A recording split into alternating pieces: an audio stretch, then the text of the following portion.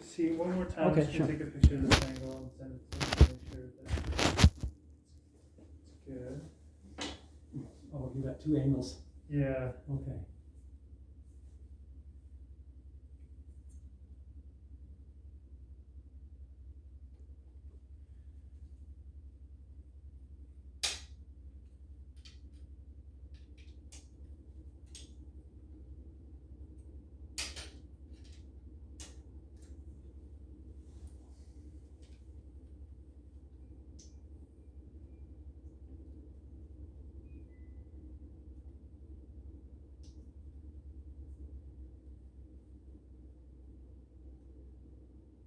Now, I guess I won't be able to see Cosmo.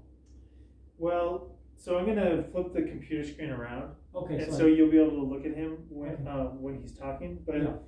for the most part, for the interview, Yeah. I would say when you're responding, just look straight into the camera. Sure, Yeah. sure, of course. He'll Yeah. and if he has any input, he'll tell you on that too. Yeah. Okay. Because he can see what's going on. Well, he can't really see I mean, when I put him on the Zoom, he'll be able to see like you. Yeah. But he won't be able to see the camera. Got it. Only I'll be able to see that, really. Yeah. So yeah, I can have you just look straight into there. Still trying to do this.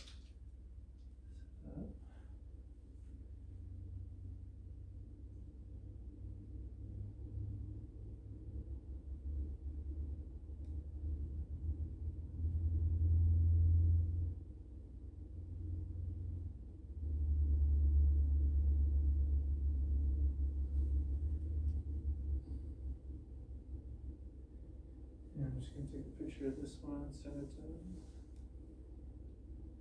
See what he said about that. He said this angle looks good. Mm-hmm. Do you want to see what it looks like? Okay. Mm-hmm. Yeah. It looks pretty good. Yeah. I'm just going to take a picture of this one. Can I have you just look straight at that camera again? Mm-hmm.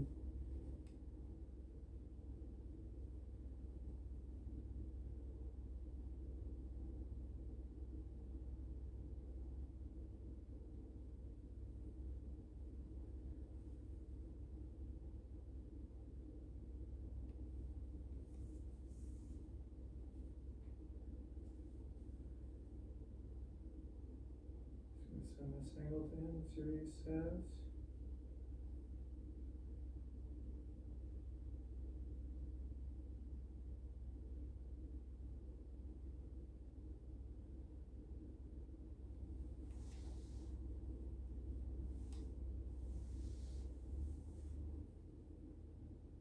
I guess that sculpture is going to be in there, huh? Let me take a look.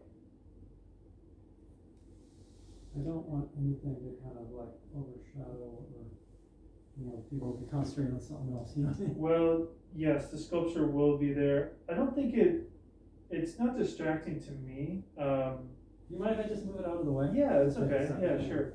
Yeah.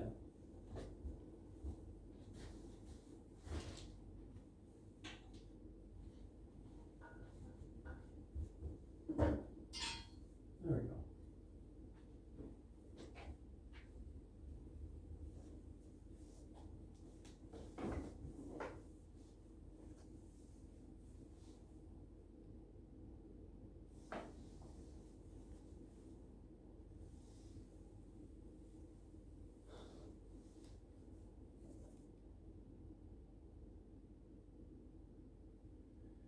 I might move that. Is it okay if I move that couch over just a little bit? Oh, this thing? Yeah, just so it like hides the wiring down here. Oh, okay, sure. If that's okay? Yeah. Maybe like that. Okay. So I'm gonna move it over just slightly more.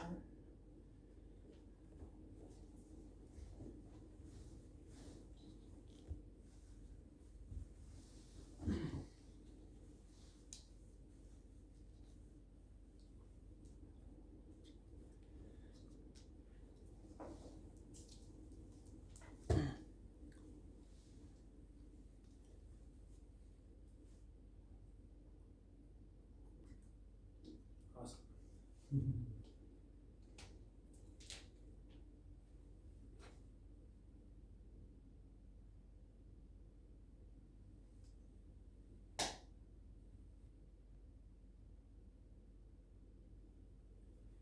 Might flip that around the other way, actually.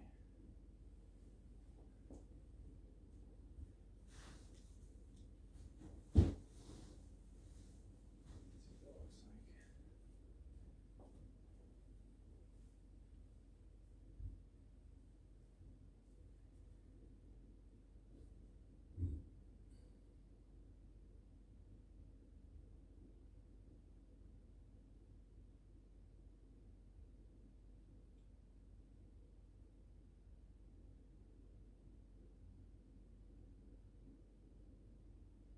I might just move that plant Mhm.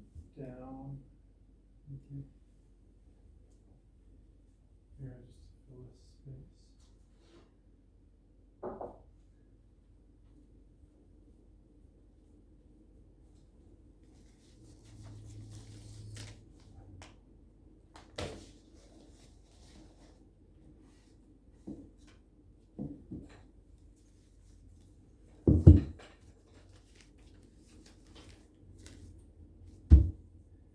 I'm just gonna put this boom over your head. Okay.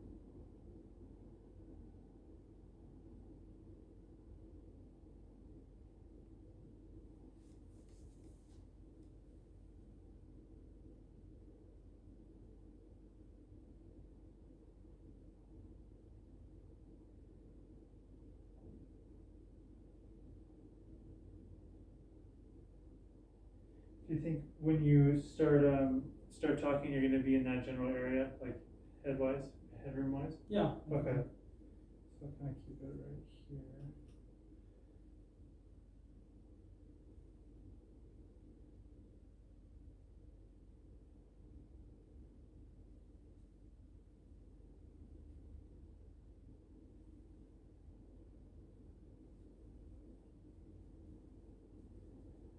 You want me to turn off the AC now? Yeah, why don't we? Okay. I think we'll be okay. It's not that hot Yeah. out.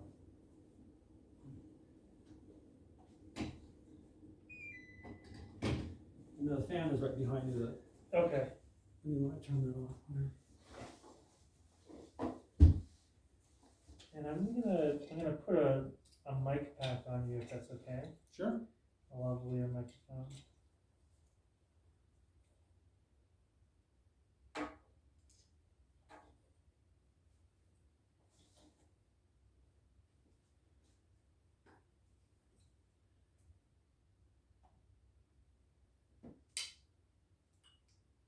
Cosmo lives in London?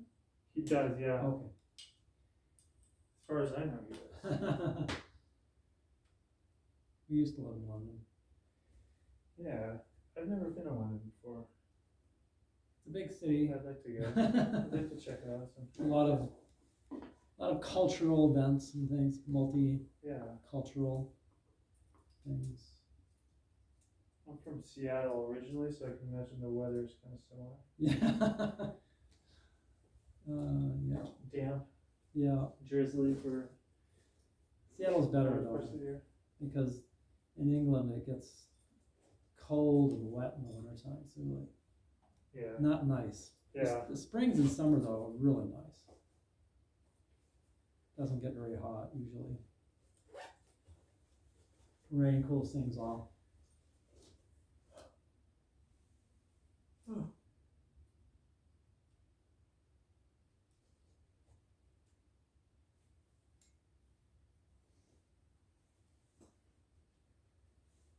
I'm not sure if you've put one of these on before, but what I'm gonna do is or you can do it. I'm gonna just like this.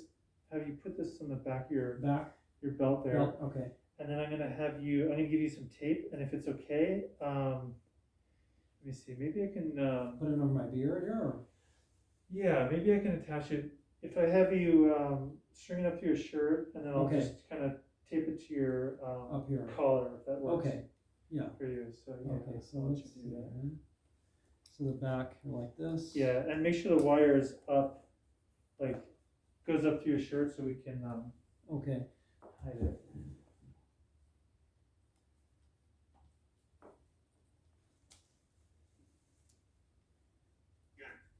Hey. Thanks for getting that set up so quickly. Yeah, no problem. We're putting on the mic now, and I just need to check the audio levels, and I think we should be good. Alright, cool. Do you want me to put all the way from the bottom of the search? It might be easier. Is it okay if you let me see. I got it here if you want. Yeah, actually, if you can put your bottom button and. What about right? Yeah, I just want to make sure I don't see the wire down there. Oh yeah. Yeah, I think that should be good. Let me, I'll help you. I'll take this up there on your shirt, Okay. if that's okay, unless you want to do it.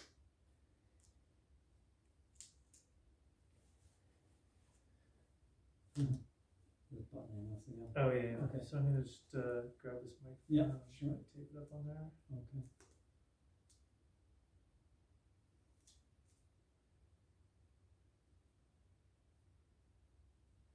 Is it possible to put it under that top button? Yeah, if you want, if you can. Yeah, I'll you let want me to you do it? Yeah, I'll let you unbutton it. Oh, I see. Or I can hold the tape, yeah. Okay, so So like the top, this one. yeah, so like if you unbutton the top button, and I'll put the wire underneath it and you can rebutton it. So yeah, just unbutton it right now. The top button right here. Oh, this one. Yeah. Okay, I got it. I'm just gonna put the wire underneath it, and then if you Yeah. could rebutton that, Rebutton that. Okay, got it. and then I'll take this Yeah. to your collar right Okay, here. yeah. And I don't want Mm-hmm. it to stick to any of your hair. Mm-hmm. And then let me see how that looks. Yeah. I have to just readjust that slightly.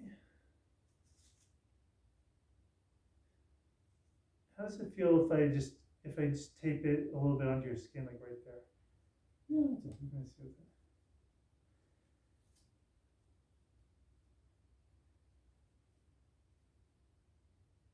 Yes. Cool. Okay, let me give that a listen. Just make sure that it. Okay. I'm just rearranging the computer real quick. Yeah. Maybe it's better if I can't see Cosmos, I can just hear him. You think that's better? But that way I won't be It's up to you. motivated that way I'll keep watching the camera. Yeah. Yeah, You think it's going to be distracting if he's right there? I think it might. Yeah. I think Okay. it might. But that way I'll just keep concentrating on the camera. Is that okay with Cosmo? What do you think about that, Cosmo? I don't mind if he can't see me, but I would much prefer if I could see him, otherwise it's quite hard. Oh, you can't see me unless it's turned. I got it. Okay, I'll just really try to concentrate on the camera. Looking at the camera. Okay, got it. Can I just ask one thing? So the LA Times thing to your left, Yes. what's behind that? As in the other posters behind? Okay, I was trying to get in the U.S. Army in 1983 as a Sikh. Yeah. And so the Army would not let me in because I was a Sikh. And they had changed the regulation back then. So I think it shows that I was really interested in Sikhi, interested in the Sikh religion at that time.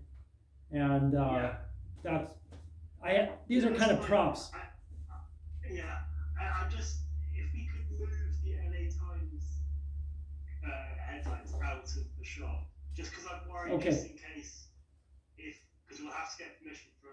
Oh, I see, I'm yeah. just worried that if they say no, then we suddenly can't say it.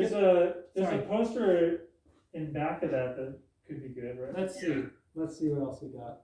Well, this one's about, these are some other, these are some posters, some old Yogi Bhajan classes from the early 70s, but I think it's if we just had the two, you know, the kind of targets. yeah, like this? Yeah. Okay, cool. That should be fine. That's fine. Okay. And I'll just put this over here. Is that going to be out of the shot? Yeah, you're gonna be sitting in front of that, so I think it should be fine. Yeah. Okay. Yeah. Okay, that's fine. Sorry, just one. Can we put the target one in front of the other one? Okay. Yeah. Okay. Yeah, this was a national record that the last target of that I shot, a national record. Chris, could you just send me a picture of that just so I can double check? Yeah. I'll send you a picture now. How are you doing today? Oh, I'm fine. It's late for you though. Yeah, it's 10:45. Yeah. Wow. Okay. I hope it's not too bad for you. No, it's fine. Just a couple of things just to kind of remember before we get going. Okay. So, just be conscious that our viewers are starting from a point where they know absolutely nothing about 3HO. Okay. And about Yogi Bhajan. So you just got to explain things to people. Like talking to me, imagine that this is the first time I've ever hearing the subject. Right. Okay. So just don't. So for like certain terms or things, just make sure that you kind of explain them in their kind of fullest terms. Okay. Yeah. Yeah. And then the other thing just to keep in mind is that my voice won't be in the final. Okay. So try and include the context of the question. Okay. In the answer. I got it. So if I said kind of what was your role within 3HO, you wouldn't just say I was his bodyguard. You know, my role was kind of repeat the question. Yeah. Okay. Got it. Yeah. Okay. That is good. Could we just kind of push the target thing back a bit? It just looks like it's kind of like closer. The bottom is closer to the rifle. I mean, just kind of so it's kind of flatter against the wall of the window. Just Oh, so okay. It's kind of quite slanted out. Let me see. Do you want me to? If you can. I'm not sure it's gonna go too much flatter. Yeah, you can push them up. Yeah.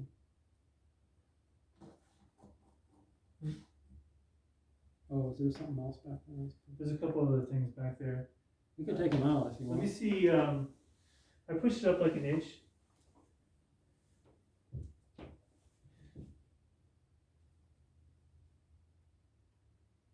Maybe if we could move everything up.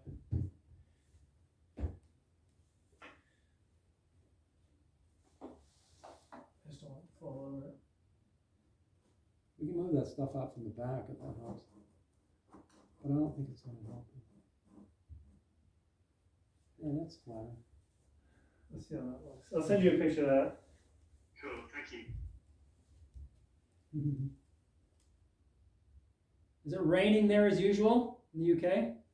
No, it's actually been quite nice today. Oh, good. Are you in London? Yeah. You're in London? I'm in London. Oh, okay. I'm in London, yeah. Yeah. We were living in East Midlands just before we left in August. Oh, nice. Whereabouts? Oh, not up by Nottingham, Doncaster, that area up there. Yeah. Yeah. What were you doing there? My wife was working up there, and so we've been meaning to get back here for about a year, but the pandemic stopped us. Yeah. So we just. I don't. Go ahead. I don't know whether maybe if it was side landscape rather than portrait. Okay. About the Is it are all the things behind it then going to start to show? I can take them out. And then we can, It just looks a tiny bit messy otherwise. yeah, these are just some posters. Do you want me to grab it? Yeah, just, yeah. Because it'd be great to get shots of all of these art. Something like that. Turn it a little bit. Yeah, let me, Like that.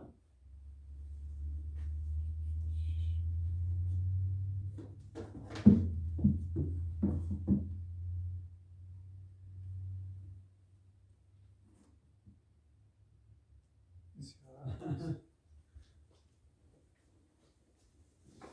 Is that better? Yeah, just like Chris showed Oh yeah, right. He's got to send you a screenshot. The light's reflecting in that This closer one now. Yeah, let me just angle it a little bit.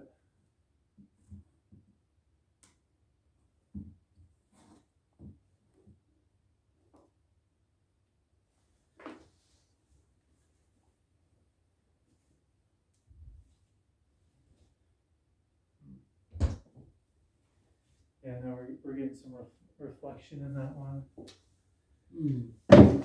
Oh, my bad. It's okay. Oh, you okay?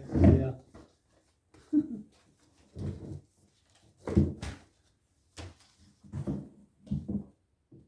Just so you know, Cosmo, I've got a lot of different props here. I don't know how much you wanted to see. I got those drawings I was telling you about. I got this original Time magazine article from 1977. Yeah, so that sounds great. So during the actual interview, Okay. You don't need to show the props. Okay. And then what we'll do is then you can refer to them, and then afterwards Chris can just get a shot of. Oh, okay. Of the article afterwards. Okay. Or whatever you refer to. Okay, got it. Then you can just insert that into your interview. Yeah. Yeah. Just had it with rather than having you. Yeah. Right. Show and tell. Yeah, sure. Okay, that's cool. That makes sense. I'm sending you one more frame. Thanks.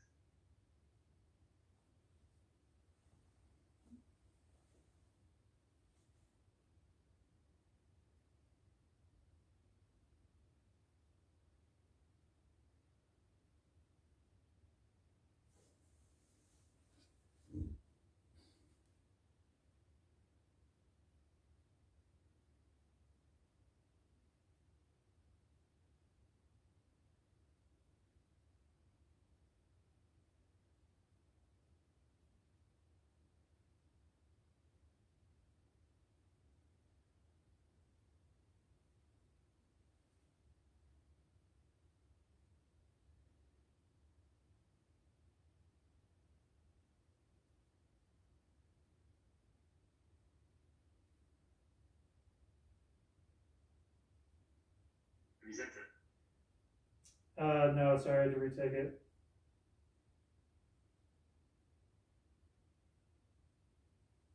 Okay, sending now.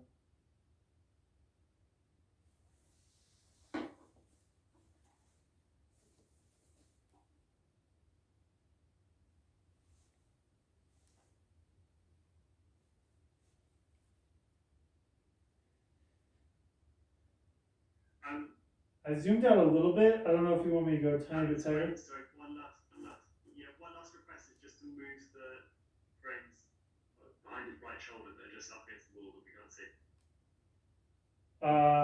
Oh, moving the picture frames? Yeah, they're just on the floor.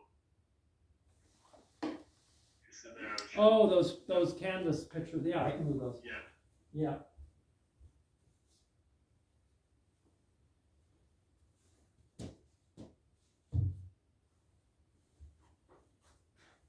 Should I move these? These aren't in the way, are they? No, that should be fine. Oh. Okay. It's just the bigger one behind is still there. I think. Oh, yeah, sure. Okay, so this one here. Yeah, That one, yeah. Okay. I think this one. Yeah.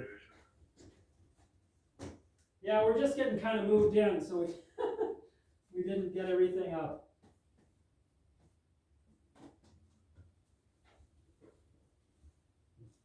Actually, it might just be I think it's because you move slightly to the left on the bench rather than actually. Is that okay?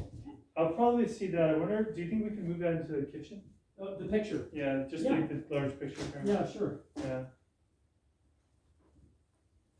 And I'm just gonna move these Yeah. over here. So I think Yeah. it'll be behind you. Let's see how that looks. Oh, okay. Sure. Cool. Yeah, Chris, just because in that last image, like the gun was obscured effectively behind him. So if he's more to the right of the frame, Oh, so you want to see more of the gun or less of the gun?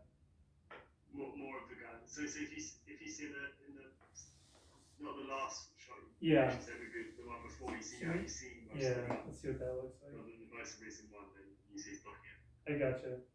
Maybe Yeah. just half an inch that way. Let me see what that looks like. Okay, I think I gotcha. I'm gonna send you another picture. Sorry, thanks for your patience. No problem.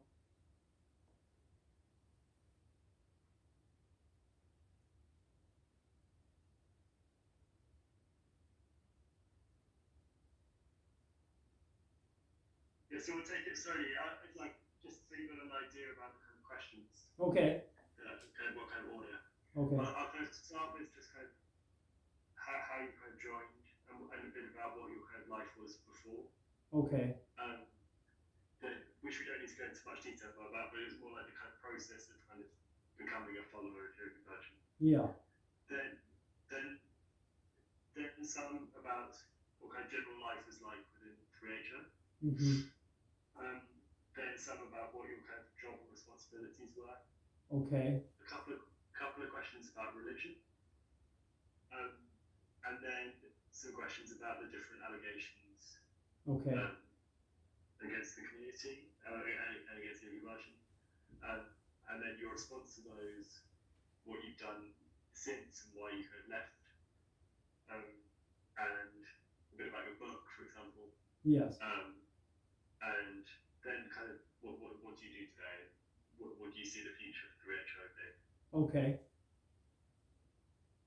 But we'll take it slowly. We can redo things and Sure. we'll get Sure. going here. You can always edit things out. Yeah. Great, that looks good. Okay. I'm happy.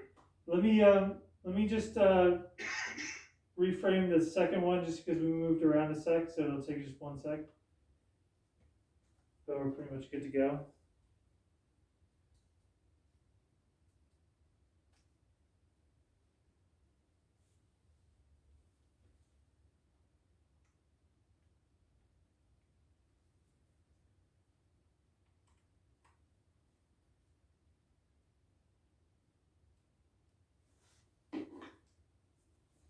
Are you going to have me introduce myself, or will you do that? Yes, we'll start with just you introducing yourself and saying Okay. what your name is and what your role within the retro was. Okay.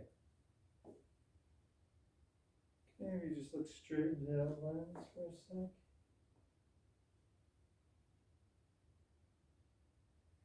Cool.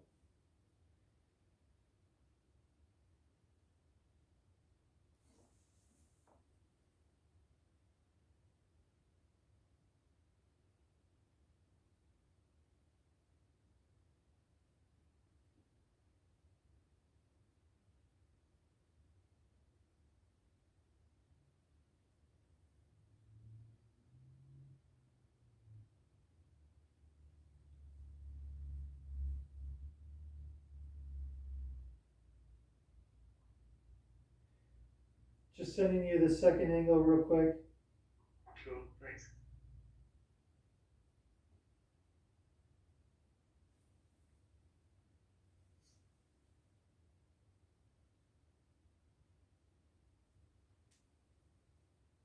That's great.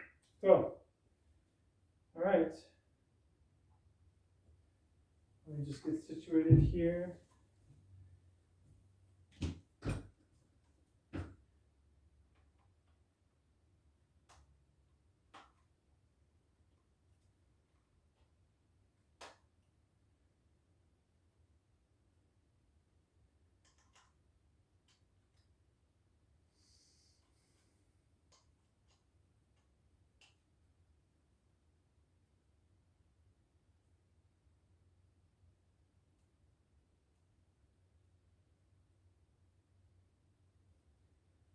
Remember to turn off the fan.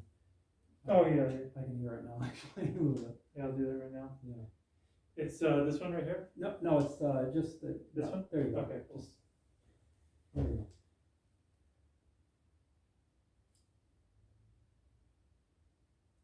It's even more peaceful on the Zoom link. You were hearing the fan. Yeah. All right.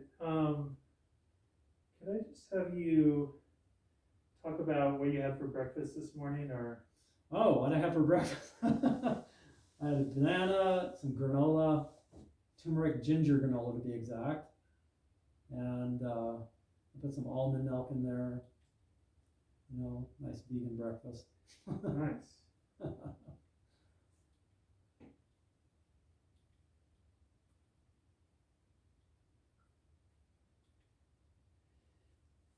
Are there any, do you have any favorite restaurants in town? Yeah, there's a great restaurant. You might want to try it here. It's called Gabriel's. As you're going out towards Santa Fe, it's just past Milwaukee. And they have the best guacamole in the world there. Nice. If they're open, I haven't been there since I've been back after the pandemic, but Cool. they make the guacamole at your table. They used to anyway. I don't know if they do that now. That sounds delicious. Yeah, it really is good. Awesome. Well, I'm gonna hit record. Okay. Cosmo, you good? Yeah, I'm good. Okay. Whenever you were happy.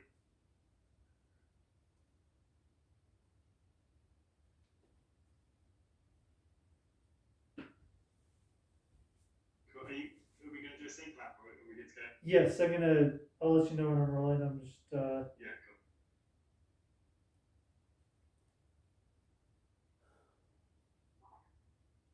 The cookery show is the second episode. Yeah.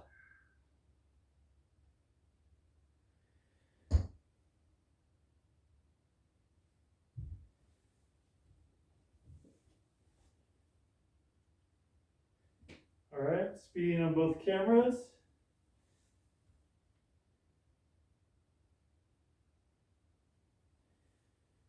All right, this is interview take 1. Mark.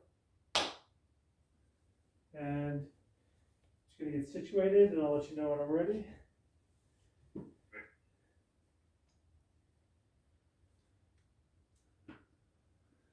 All right, you guys are good to go. Fantastic. So if you could just start by introducing yourself by giving us your name, what your role within 3HO was, and how long you were a part of the community. My name is Gursant Singh, and I was part of the Yogi Bhajan Tantra Kundalini Yoga cult for about 35 years. And I was around Yogi Bhajan for about 30 of those years. I did guard duty for Yogi Bhajan in Los Angeles and also here in Espanola, New Mexico. I also had a gallery on La Cienega Boulevard in Los Angeles there. So I guess you would say that I'm the keeper of many of Yogi Bhajan's drawings. And he gave them a lot of the drawings that I have in my possession here still. So not only that, I did the guard duty and had the gallery. I did errands and a lot of work where I would take the secretaries, Yogi Bhajan secretaries, around to different places where they would buy things for Yogi Bhajan. I bought a lot of things for Yogi Bhajan. I would, in Los Angeles, this was when I was in my early 20s, I bought exotic things like sea cucumbers for Yogi Bhajan. And I didn't realize at the time that they were aphrodisiac qualities, that's the way he thought about them. And that's many of the things that I would buy for him were things like that. So I have a lot of experience being around him. witnessed many of the secretaries coming and going from his residence. I would take him late at night, Yogi Bhajan, when I was guarding there at the, it's called the Guru Ramdas ashram there on 1620 Pruce Road.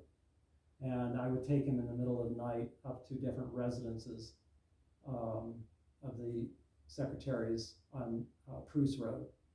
And he would be dressed just in his underwear and then a shawl he would put over him like that. Like I said, I was around him quite a bit. Great, thank you. We'll circle back to, I guess, the kind of secretaries and what you witnessed kind of later on. What would be great is if we could just have the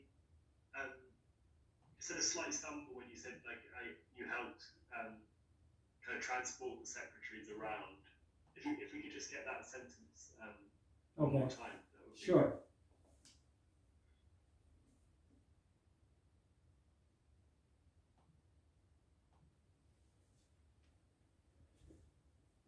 One of my duties in Los Angeles was that I was given a car. I still remember, it was a little tan Mazda station wagon.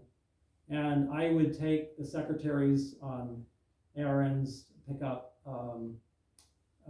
different foodstuffs or different items for all the different secretaries that Yogi Bhajan had. Some of them were not allowed to drive. In fact, I remember one secretary, her name was Guruki, and Yogi Bhajan had instructed her not to drive.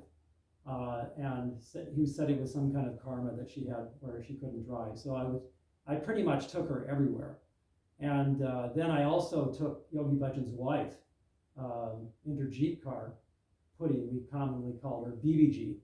I take her many different places as well to pick up videos, Bollywood videos, and pick up other items like Indian sweets and Indian food. So I was pretty close to the Yogi Bhajan family. I talked with the two sons of Yogi Bhajan quite often, Ranbir and Kulbir. In fact, I still see Kulbir at the Albuquerque Gurdwara, this Albuquerque Sikh temple quite often as well. So I definitely wouldn't call myself as being in the inner circle where I was with the secretaries during the time they were with Yogi Bhajan, but I was on the perimeter of the residence very, very often doing guard duty and then also doing these errands. This was in LA, probably between 1980 and 1984, something in that period. Great, thank you. Could you briefly tell us what your life was before you joined 3HO? Kind of where did you grow up? And what point in your life were you at when you found yourself kind of searching for a teacher? Well, I grew up in a middle-class family, and we were Christians, part of this Church of Christ that's attached to the Baptist, I guess you'd say. And I was really, I would say, dedicated to following Christianity. I went to summer camp, Christian summer camp, and I really had a strong attachment to spiritual seeking, you would say. I really craved to learn more about spiritual matters as well. I really, though, was turned off by the, I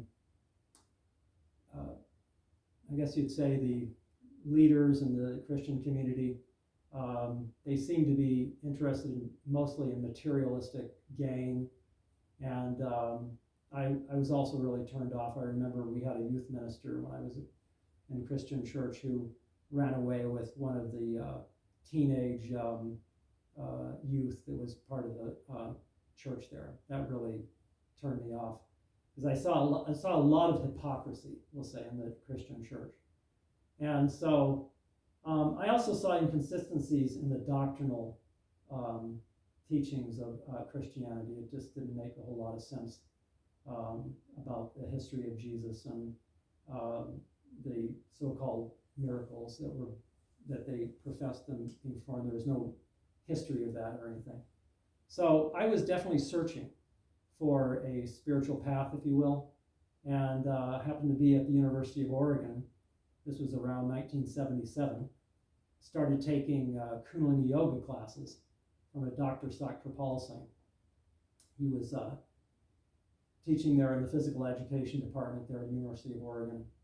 And I got more and more involved and started to visit the ashram there. They called it the ashram, 3HO ashram in Eugene, Oregon. And I felt like it was a good community there. There was 2 houses that were, I think there's actually 3 houses that they took out the fences and all the houses were combined there. And we cooked meals together. It was really a nice together feeling. We also had a Sikh Gurdwara there, and that, for all of you who don't know, the Sikh religion is a worldwide religion. There's about 20 million, maybe 30 million followers now. And I got quite involved in that as well. I started wearing a turban, we call it a dastar, and the Sikh faith. And I started wearing the kirpan, the small dagger, and I started to really get into the Sikh aspect of the 3HO, if you will. So, like I said, I started taking the yoga, and then I got more and more into the Sikh aspect. And then I eventually moved down to Los Angeles, where the headquarters for 3HO was, and where Yogi Bhajan was actually living most of the time. And that's where I got more and more involved in the Sikh aspect of 3HO, and I just wanted to learn more about the spiritual aspect of the faith. I'm just going to just go back just through a couple of things that you mentioned there, just to get a couple more information. When you started doing Kundalini yoga, what was it about it that you thought, like, oh, this is something that could lead me to then moving into an ashram? What was it? Can you paint us a picture of how it kind of took over or kind of subsumed your life? Well, I think as a young person who grew up in the 60s and 70s, I was really turned off by the materialistic thinking of my father and other people around me. They seemed to be pretty much just interested in material gain. So I was really seeking some kind of spiritual path, if you will. And like many people my age, we read autobiography of a yogi. We read Carlos Castaneda and these adventures of people who were traveling in astral realms and things like this. And I look back on it. It was a foolhardy young person's dream or vision, I believe. And I was kind of seeking a magical kind of remedy, if you will. I was really attracted to Tolkien's Lord of the Rings, for example, this kind of magical thinking. So when Yogi Bhajan came on the scene, and these people like Dr. Sakrapal Singh, who talked about reading auras, developing your magnetic field so that you could protect yourself from bad energy, this kind of thing. It really appealed to this kind of sense of fantasy, I guess you would, of being able to see the future, or to be able to save the planet by this magical kind of thinking. And so I guess all I have to say is that, like I said, I was just young and naive.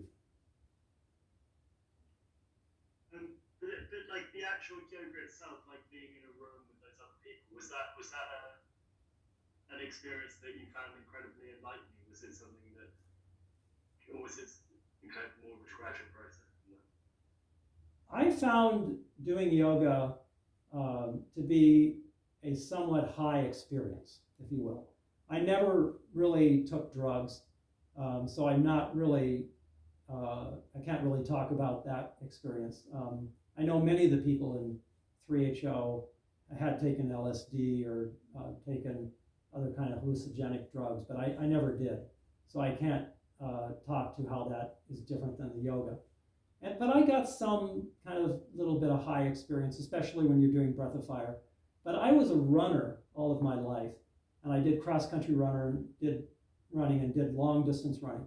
So to be honest, I got the same kind of experience from doing long-distance running and doing heavy aerobic exercise as I did from doing the yoga. In fact, maybe it was even a better high, because you get these endorphins when you're doing heavy exercise, whether it's running or doing yoga. These endorphins and other natural hormone, natural opiates, if you will, they affect you, and it's really a very kind of high feeling if you've run 10 miles or longer, and you get the same kind of effect when you're doing the yoga. So the yoga wasn't something that I was completely attached to. I enjoyed it, I say, but I wasn't like hooked on it, or like I had to have it. In other words, there were other alternatives for me in that regard. And so what was the moment you decided that you wanted to move into the ashram and kind of dedicate your life to this? Well, I remember I came down to Pomona. I arrived on the train, the Amtrak train, and my father picked me up. I was just finishing up at the University of Oregon. I'd lived in the ashram there. I wasn't wearing a turban yet, and actually I was. So he picked me up, and it was a shock for him, to be honest. I mean, he had been in the Marine Corps for 12, 14 years. He had retired from the Marine Corps as a master sergeant, and he had pretty limited vision, I'd say, about different cultures and different experiences. So I think after he had a couple whiskeys, he decided he didn't really want me around, and we had a big fight, not physical, but he said he just didn't, he felt ashamed to have me around. That was the first experience I had. So I left, and I called up the people over at the Pomona 3HO ashram, and somebody came and picked me up there in Montclair, where my dad's business and residence was. And so I went out there to Pomona. I remember the person's name was Gursant Singh. He picked me up there. And so that's pretty much how I got involved. I didn't talk to my father for about 8 years after that, although he came around later, and he supported me when I tried to join the army as a Sikh. I think he saw more that Sikhs were about believing in one God, and that we were had family values and a code of conduct, and that's what I strove to emulate in my life with these Sikh code of conducts. Although, as I learned later, 3HO and Yogi Bhajan were veering away from that Sikh code of conduct, we'll say. When did you become aware that Yogi Bhajan was kind of focus of this organization? Like, as in, when did he become the kind of central figure, or away from just kind of following Sikhism and doing the yoga? When did he become like a kind of prominent figure for you? Well, Yogi Bhajan really controlled, well, I wouldn't say controlled, but he directed, I'd say that's a better word. Yogi Bhajan directed pretty much every part of our lives in 3HO. And if he wasn't directly involved, people would quote Yogi Bhajan and saying, Yogi Bhajan said this, or Yogi Bhajan said to do this. That was very, very common. And so Yogi Bhajan was a huge figure in my everyday life, especially when I was living in Los Angeles, because I would see him every day when I was on guard duty there in front of that 1620 Bruce Road. And so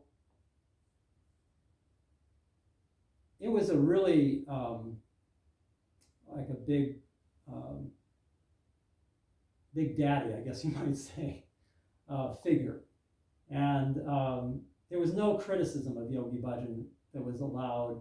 If you tried to criticize, I can remember a couple times when I might ask some question that might be slightly critical.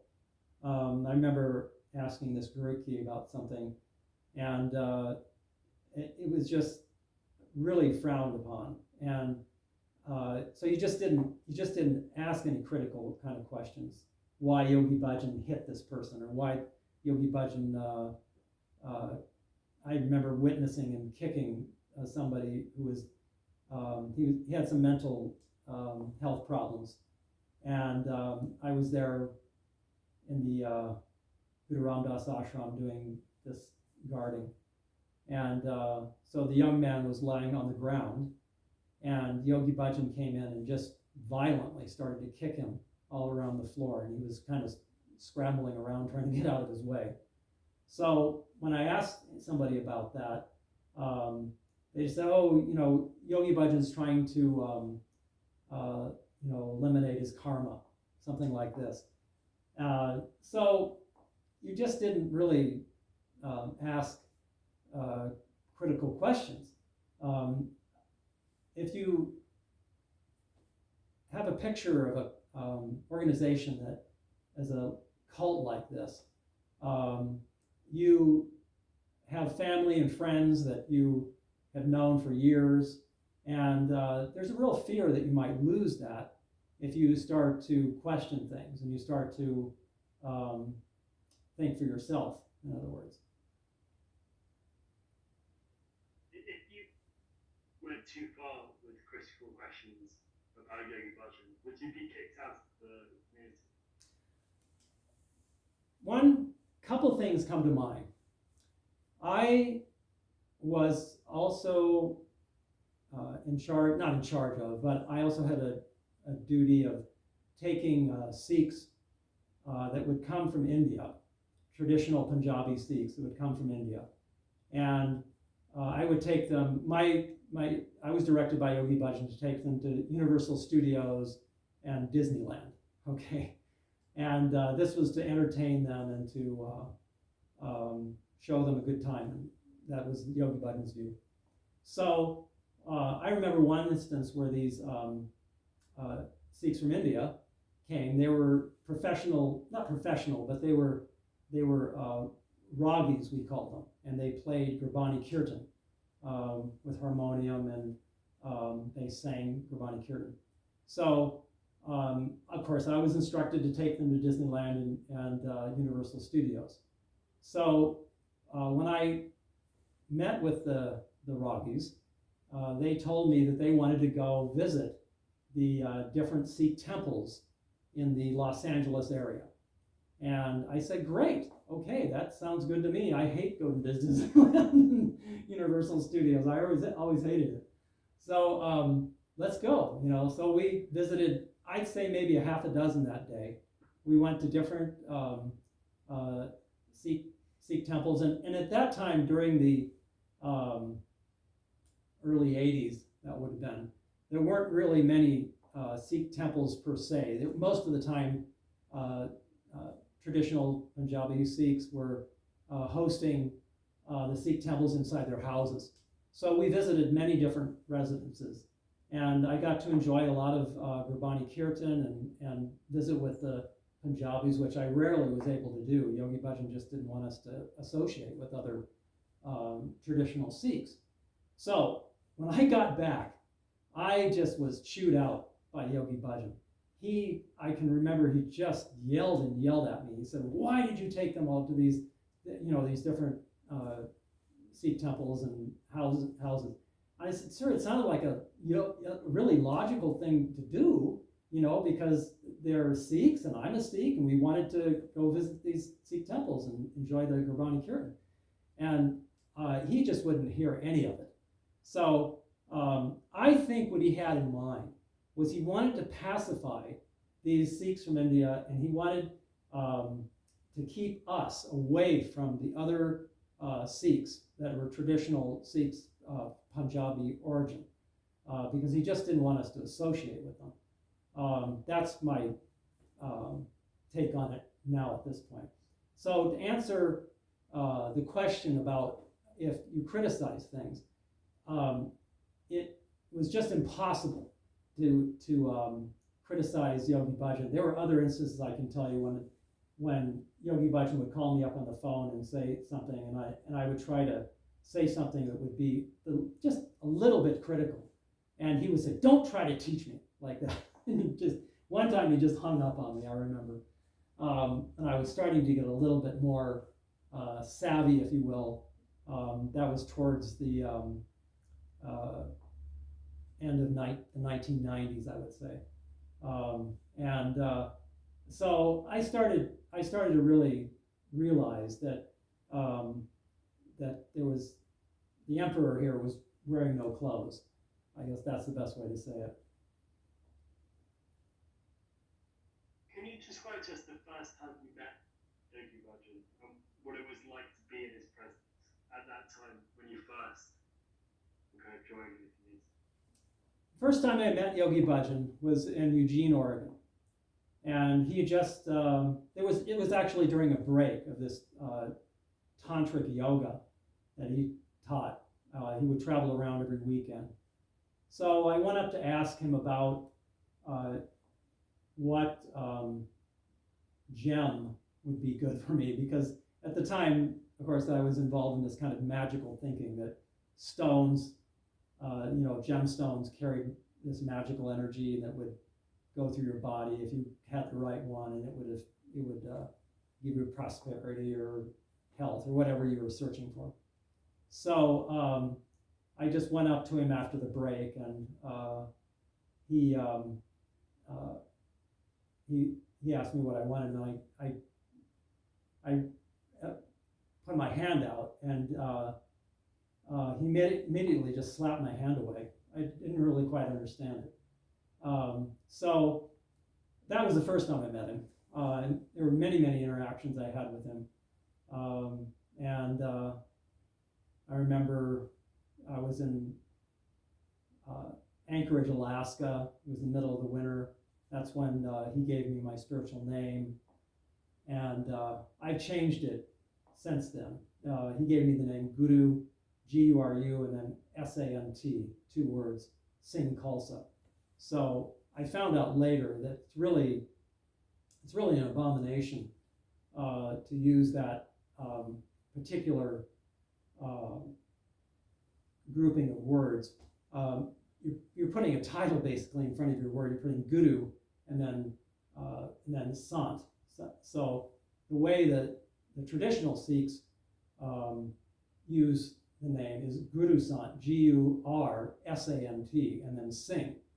And so, but Yogi Bhajan, I believe, gave out these names in order to kind of keep the separation between the Western Sikhs, people like myself, and then the Punjabi or traditional Sikhs. because I remember when I was over in India and I tell people my name is Gursant Singh, Khalsa, they would all kind of laugh at me and say, "You're not a guru," you know. So that's just one example. And then he gave crazy names like I remember one lady he called Killer Car, and one he named Christ Singh. Anyway, it was just crazy. I think a lot of this was just anger on Yogi Bhajan's part in order to try to keep that separation between us in the West and then the traditional Sikhs in India. Did you feel that he had a kind of charisma? People have described him having an aura around. Was that something you experienced when you first went to pass your jams? Yogi Bhajan was a very charismatic, if you will, person.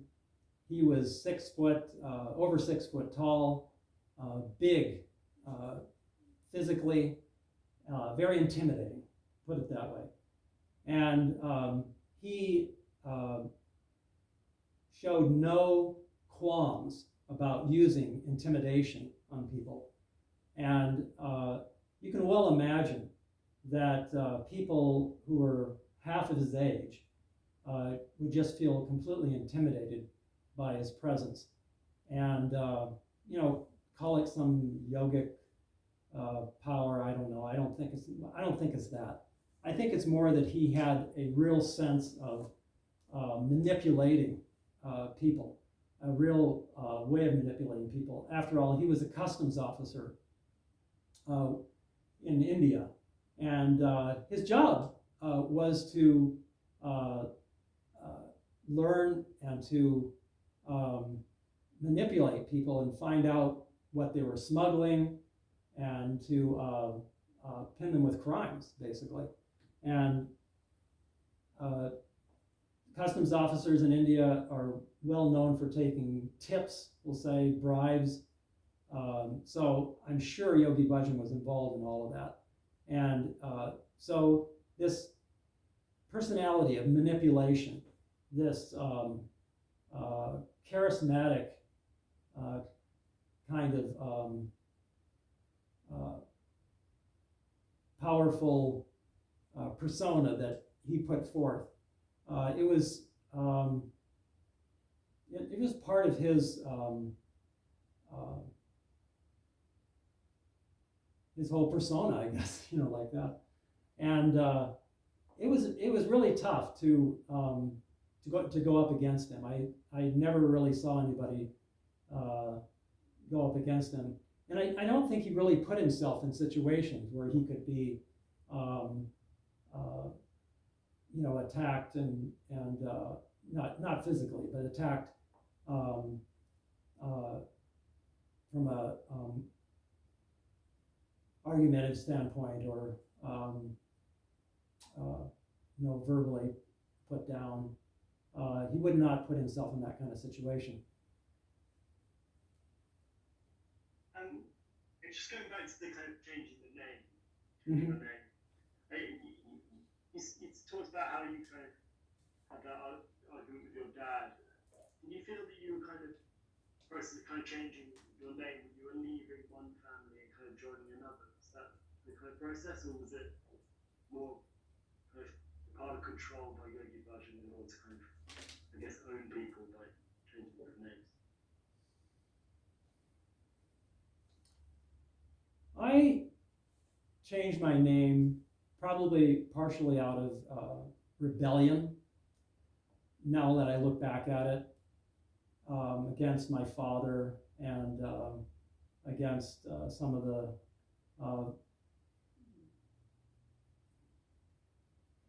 doctrines I guess I grew up with in Christianity. And I did feel like I had joined a new family. And Yogi Bhajan told us that we should just cut off with our birth families, and we should just not have anything to do with them. And so it fed into that anger I guess I had against my father and against my parents and some of the people that I grew up with, that I was rebelling and changing my name, putting on a turban and changing my lifestyle. And now that I look back at it, certainly I would have done it a lot differently. I'm happy that I became a Sikh.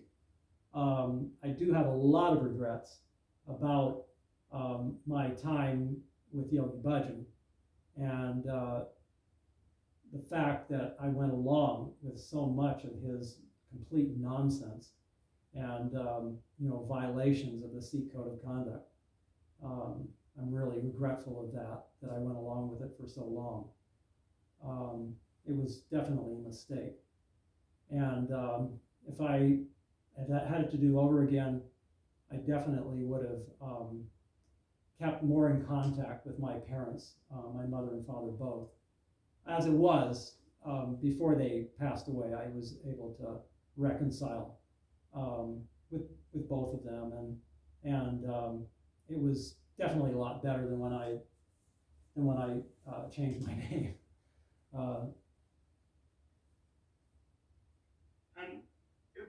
At the time, I know obviously with the kind of benefit of hindsight, it now seems that you could regret a lot of those kind of actions.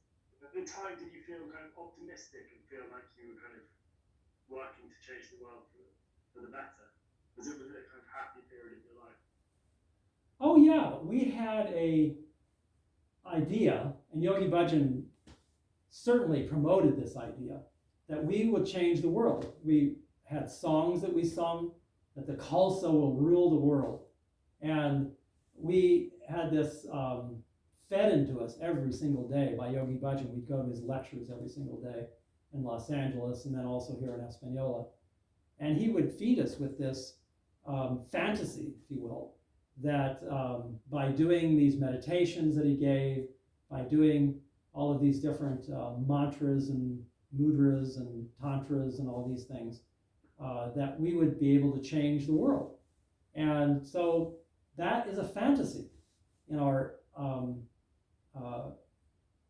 in my mind. I think it was definitely a fantasy, that his cooked up hodgepodge of mantras would somehow change the world and change things for the better.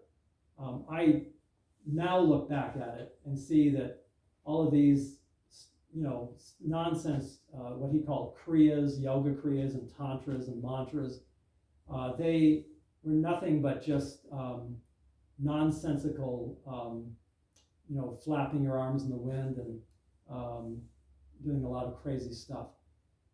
As a Sikh, I now realize that the true happiness, the true bliss comes from reciting Gurbani and devoting yourself to God and to this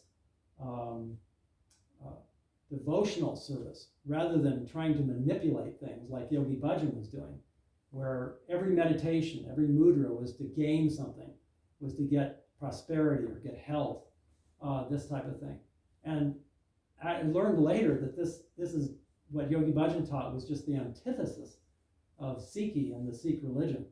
With the Sikh religion, you only perform Gurbani, chanting or reciting Gurbani out of love for God and not to gain things or to try to manipulate things. That's a completely yogic kind of thinking that Yogi Bhajan made up. It's just complete made up nonsense in my mind now. What was daily life like within 3HR at that time? What kind of routines and what other areas of your life, like sleep or diet, were controlled by Yogi Bhajan? And what was that like? Yogi Bhajan gave us a diet for everything. Gave us a meditation or a mantra for everything. And so the daily program was so elaborate, you could never complete everything. There was the daily sadhana they called it, and we would get up early in the morning at 3:45.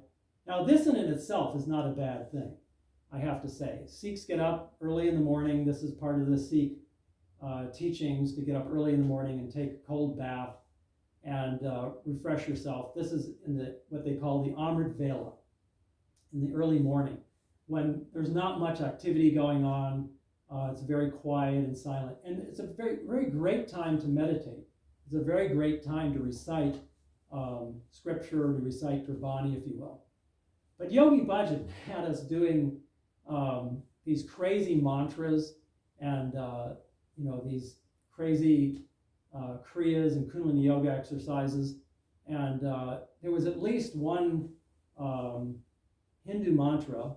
Now, nothing against Hindus, but he was having Sikhs and non-Sikhs alike do this Hindu mantra, which is against the Sikh code of conduct, or the Sikh Maryada, they call it. And at the time, I didn't know any of this. Yogi Bhajan never even talked about the SRM and the Sikh Maryada. So for Sikhs, we are obligated to recite only Sikh scriptures, the Sikh Sri Guru Granth Sahib or Sikh Gurbani. And so all of these other mantras that Hindus recite, or that Muslims recite, or any other religion recite, is not to be recited by Sikhs. So Yogi Bhajan, though, he made a whole hodgepodge mix of different religions and kind of just melted it all together into some big hodgepodge. And in my mind, it's like trying to put your feet in two boats. You're never going to be stable like that. And it was very confusing for people like me who wanted to really seek out a spiritual path, to have all of these different kind of religions, kind of heaped together like Yogi Bhajan did, and even a lot of it is just made up stuff that he made up, different mantras, and then he would cut the bani. It's called kacha bani, and then he would cut it together with something else, with some other mantra that he would make up. So again, these were daily practices that he would give out, and like I said, it was just so confusing. It was really hard to do everything. So I kind of, for a while, just started going to the Sunday Sikh Gurdwara services that were held at the Guru Ramdas ashram there at 1620 Bruce Road on Sundays, and then I would do my business during the week, and then I would come in the night, and I would read from the Sri Guru Granth Sahib. They'd have a continuous reading that would start on Wednesday morning and then run through Saturday morning. So that became my routine. I kind of stopped listening to a lot of what Yogi Bhajan was saying, and I started just reading from the Sri Guru Granth Sahib, which is part of the Sikh teachings, to follow this practice of reading in what's called in the Kanpat. So I would get up at 2 a.m. every morning and read from the Kanpat, and this was Wednesday, Thursday, Friday, Saturday. So that kind of became my routine. But I did many of the diets. I remember I did the beet diet for 40 days, and I tried doing fasting diet where I just water for 3 days. I couldn't make it. Anyway, all of these different diets and routines, they really didn't do me any good. I really don't think so, and half of them I couldn't finish. And I learned later that some of them are very dangerous, actually. After talking to medical doctors about it, and it's just something that you want to try to avoid. All these different. He would give people crazy diets, like eat everything that begins with the letter P, or eat things that are white. It's just nonsense, complete nonsense. And now looking back at it, I see that, as I said before, Yogi Bhajan was a real manipulator And I think he tried to manipulate us through giving these crazy diets, keeping us kind of half starved, and then keeping us in sleep deprivation by getting up so early in the morning and then staying up late at night to participate in some of these classes and do that. So I think he was using these kind of mind control techniques. I took some courses in neuro-linguistic programming, and I see a lot of this type of hypnotic programming, if you will, that the Yogi Bhajan was doing. I think that he was using those kind of techniques. Did you say that they were the techniques of the cult leader? Oh, I would say so too. I'm going to just take a drink of water. So yeah, fantastic. Once you finish your water, can you just because my question won't be in the Yeah, go ahead. version. Yeah, just explain what the question was. Okay, you asked me about that he was a cult leader. No, I said would you say that those were the techniques of the cult leader? Oh, the techniques of the cult leader mirror Yogi Bhajan in exact ways. I can go through them.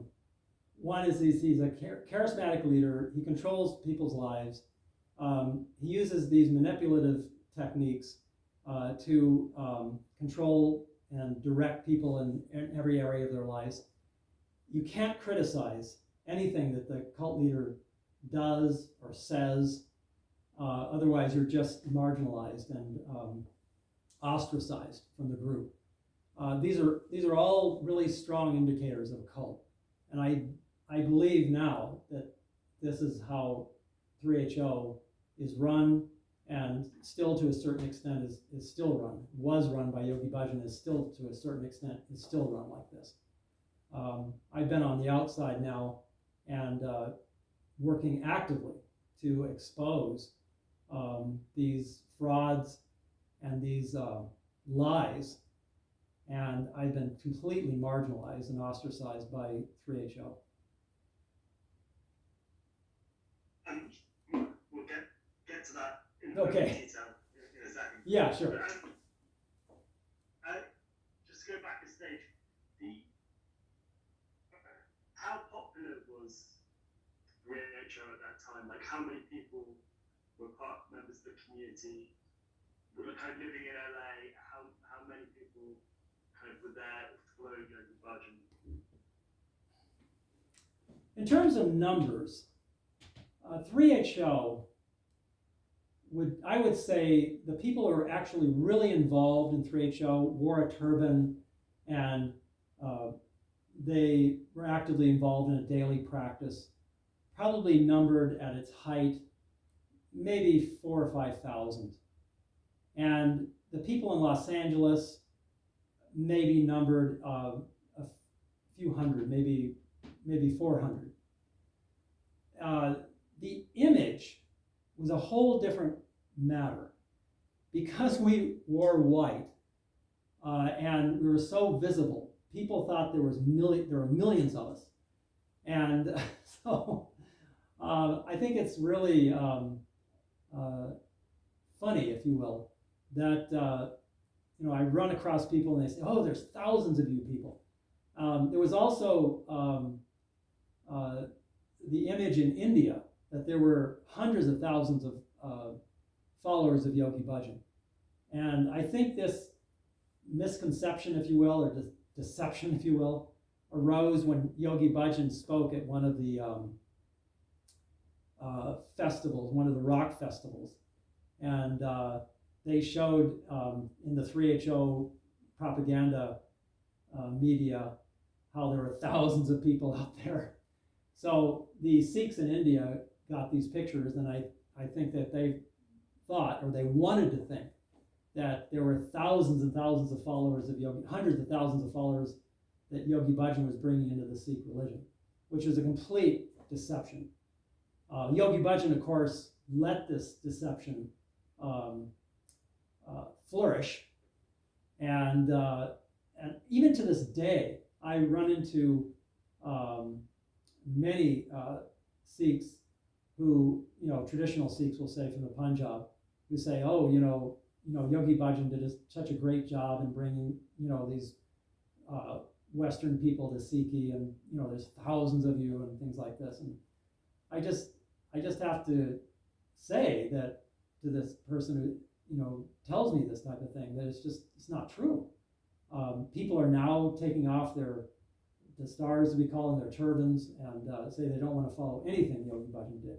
Anyway, to get back to these numbers, it appeared that there were a lot more people than there really was, or even is now.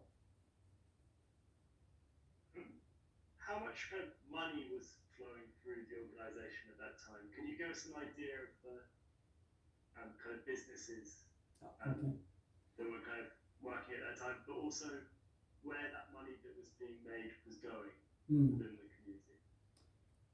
At the time I was in Los Angeles, I was involved in a boiler toner room operation.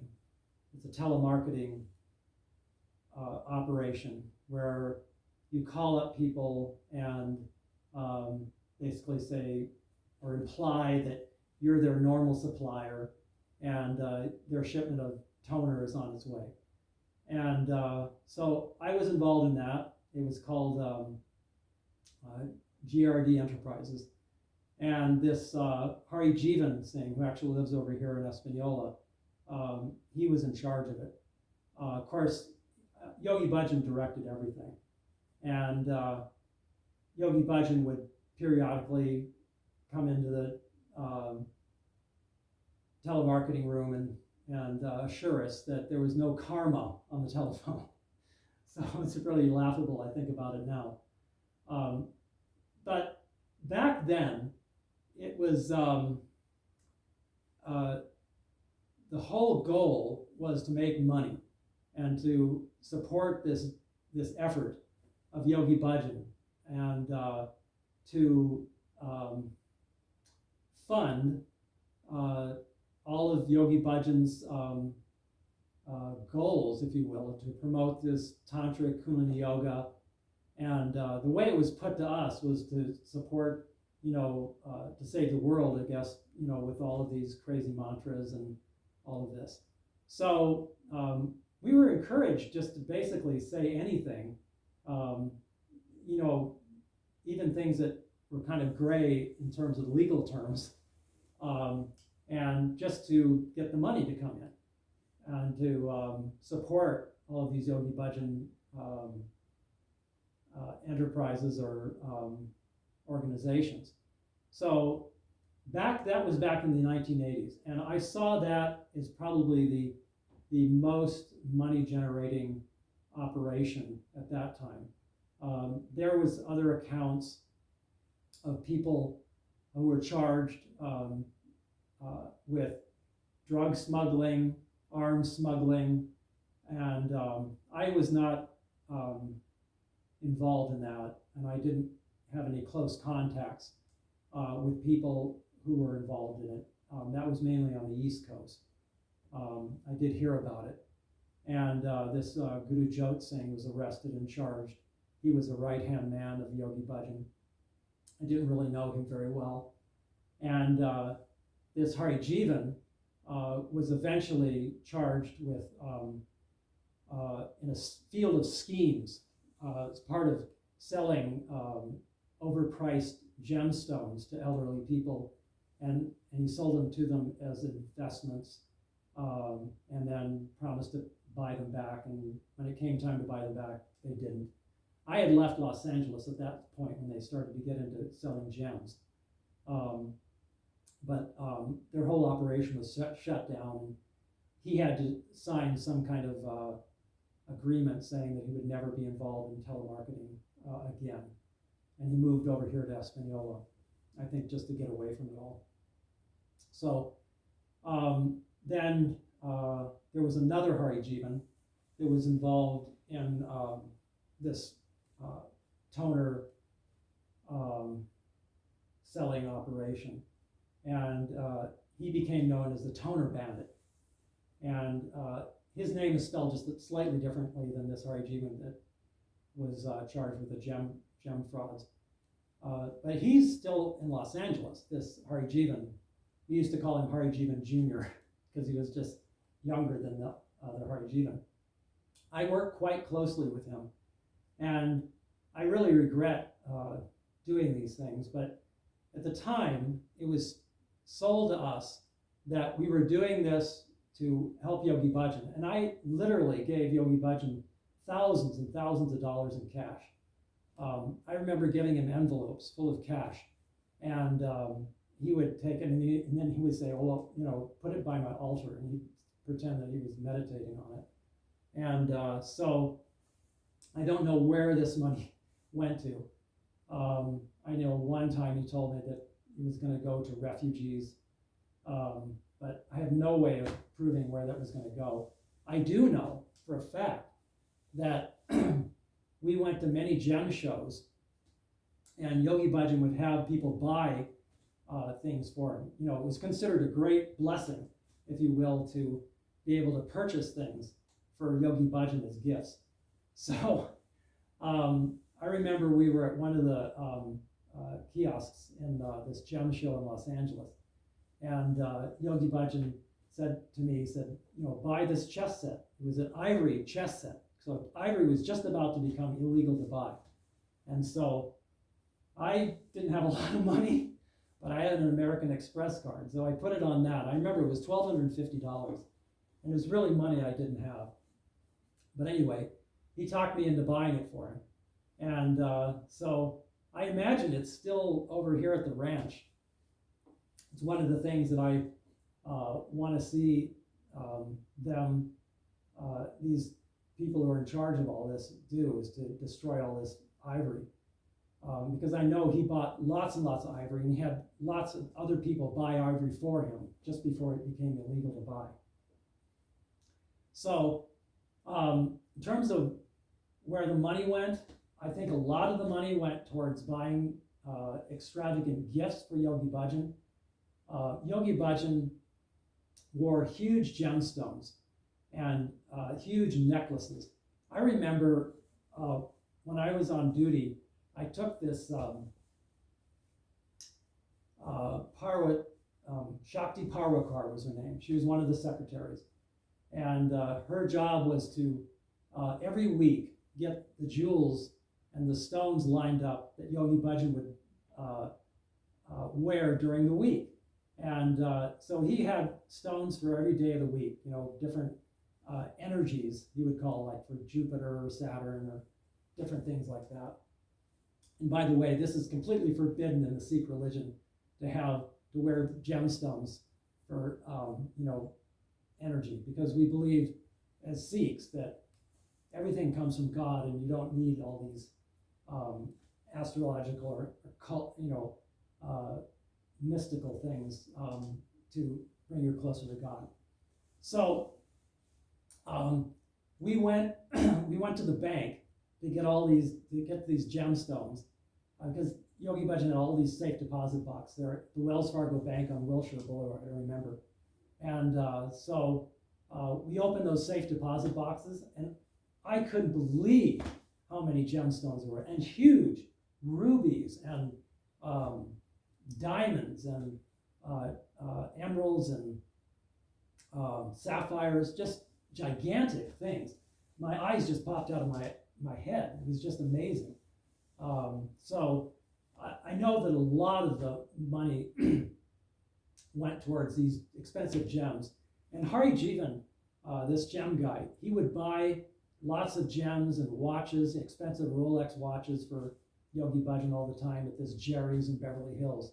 I was on guard duty a lot of that time.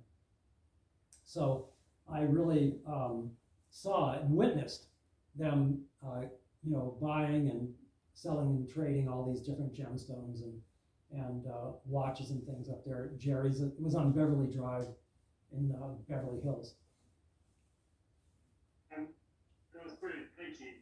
Can you just go back one step? Because I don't quite understand what the fraud exactly is in the tone of Oh, business. okay. So can you just break that first just by introducing it by saying it?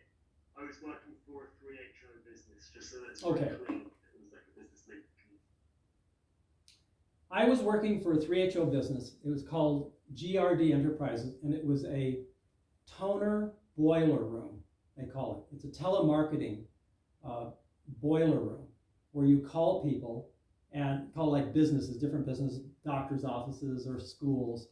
And so you call up, usually you have a front man who calls up and asks for their model number of the machine a few days before. And then you can call up and you can say, oh, I'm calling about the Xerox such and such model number that you have there. And so it's actually illegal to say that I'm your normal supplier. You can't say that legally, okay? Although I know some people who did during that time. And but you can imply that, saying we have this order for you, your normal order or something like that. And so it's a very gray area in that regard, okay? So the illegal activities that were occurring there that I witnessed were dumpster raids where they would go to the other toner boiler rooms in town and get the invoices from their old customers, and then they'd call off of those invoices. That was one aspect, and that was illegal, or at least gray area. The other aspect, as I said to you, was that selling these gems at inflated prices, and then promising that you buy them back, later, and didn't do that. That's illegal. The FTC, Federal Trade Commission, charged this Hari Jivan in this field of schemes. Like I said, I was not there at that time. Now, the other Hari Jivan had his own business. Although it was directed by Yogi Bhajan, it was not officially part of 3HO.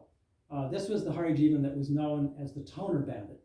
And he went to federal prison for 18 months for various activities like mail fraud and tax evasion. Now, what he was doing was sending out invoices without product.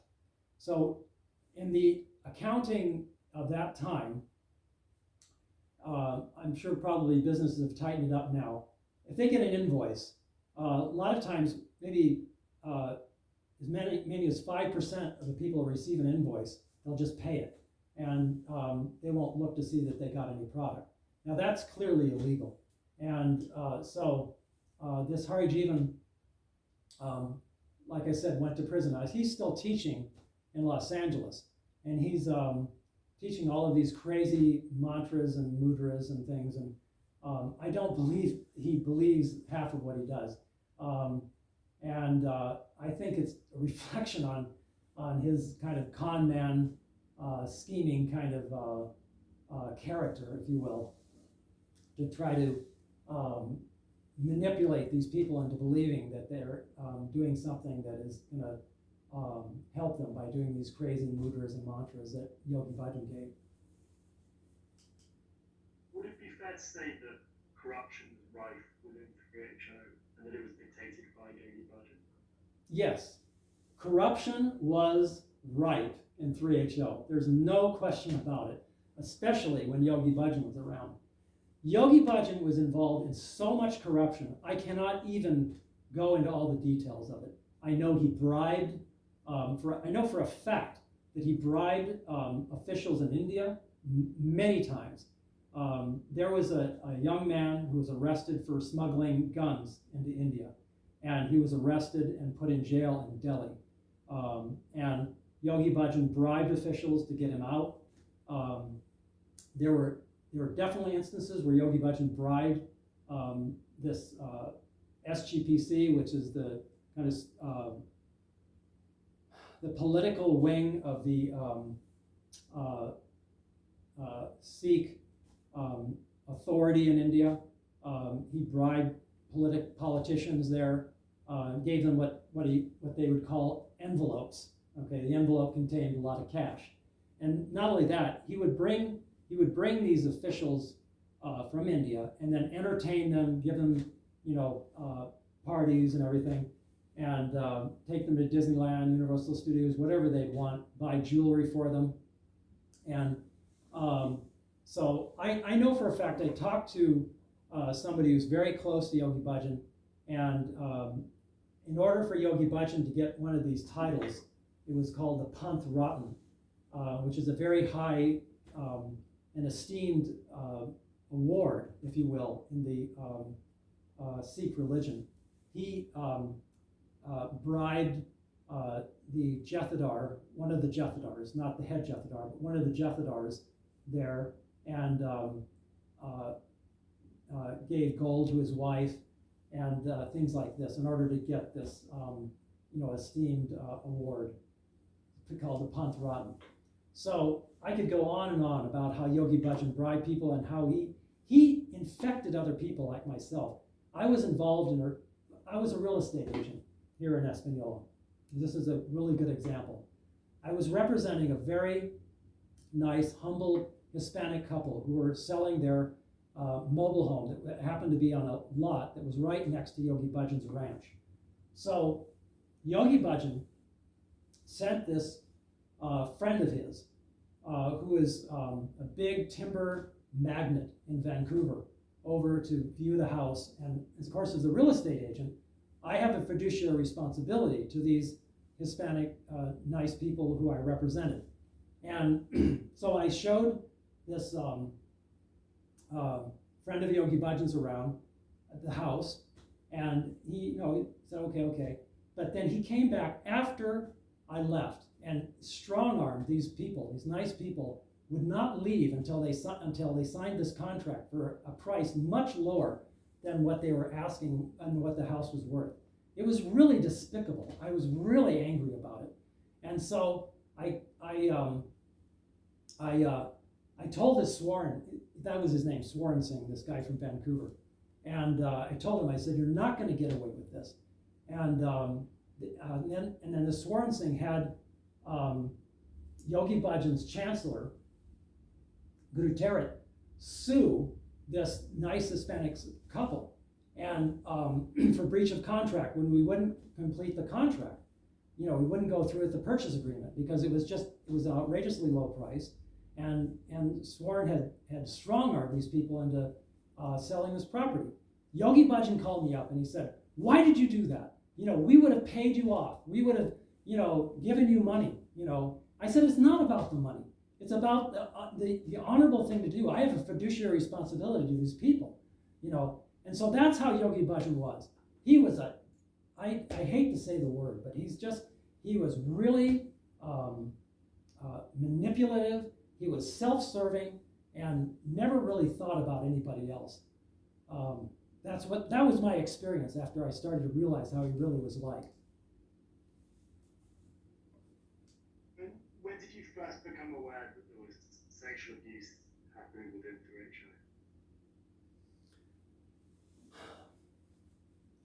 HO? I heard about the sexual abuse accounts back in the 1980s. I really discounted it because there was a whole narrative that Yogi Bhajan set up, that people would slander him, that people would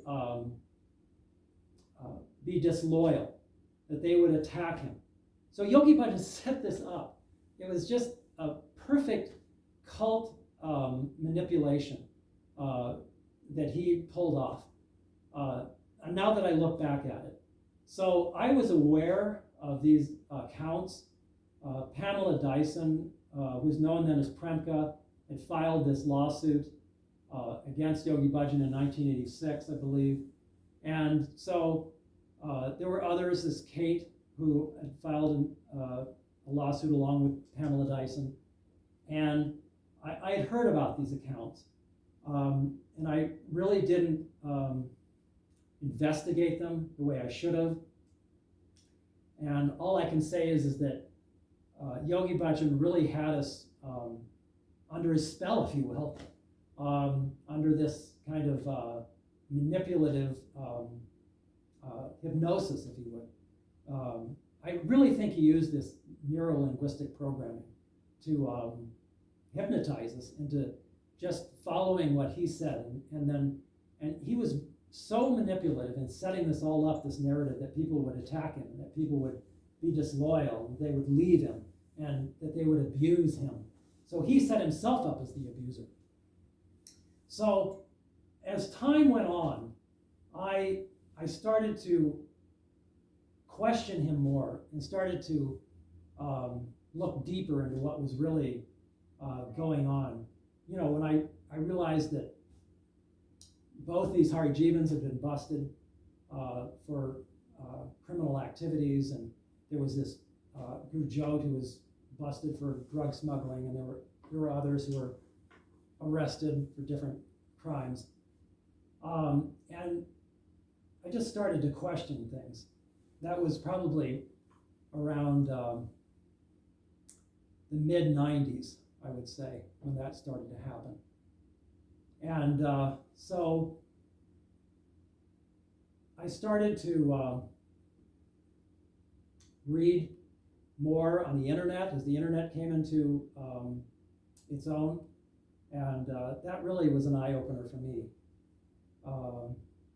The first eye-opener was reading this Dr. Trilochan Singh's book, Sikhism and Tantric Yoga. Now I realize that that is not about the accounts of sexual abuse, but there was evidence in there about Yogi Bhajan's womanizing. There were accounts of Yogi Bhajan's un-Sikh-like activities, where he would have women around him all the time, giving him massages, sleeping in the same room with him. And I started to talk to other, Sikhs as I started to get older and more mature about these matters. And they said, this is just unheard of. You don't have a Sikh leader who sleeps in the same room with a woman other than his wife. It just doesn't happen. And it's just a complete abomination of Sikh values, if you will. So I knew from my experience of guarding Yogi Bhajan that these secretaries come and went at all hours of the night, and that Yogi Bhajan, like I said, I took him personally up to these other residences in the middle of the night. And I remember distinctly, because it was really hard for him to fit in this little brown Mazda station wagon that they had given me as part of this duties I had for taking people around, but he was so big he couldn't get into the car very well. So it really wasn't until 2009 that I started to talk to people that had talked to Pamela Dyson, who came out with the book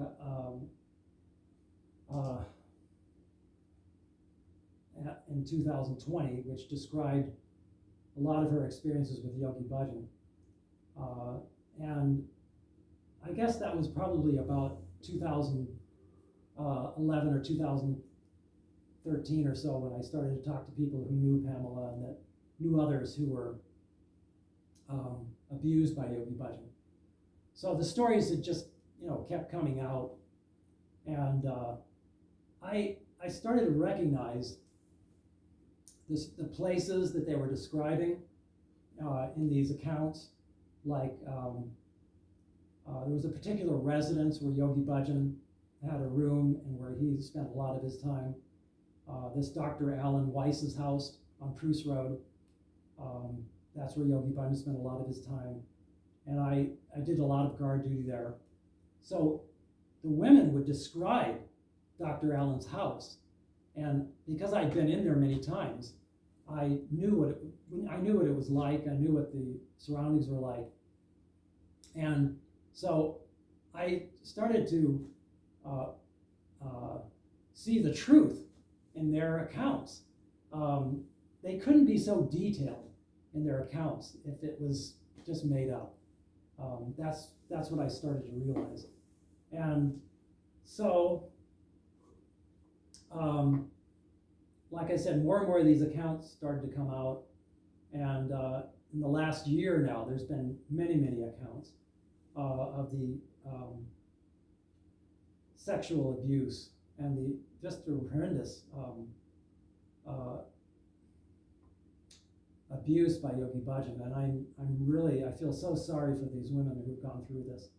And I feel so regretful that I couldn't have done something more about it at the time. I just didn't know. If I had known, boy, I probably would have shot Yogi Bhajan, to be honest with you. But it really saddens me that, Yogi Bhajan was such a, bastard rapist, honestly. Just really is very, very disturbing.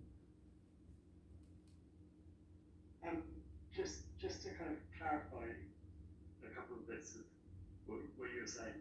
Yeah. Can you just place, like, when you were working as a guard and that kind of, because you talked about kind of being where the secretaries were and that kind of thing. Can you kind of explain how, with the benefit of hindsight, kind of where you were, what your kind of role was as a guard helped you understand that the allegations were true? So that's a very convoluted question. Is that clear?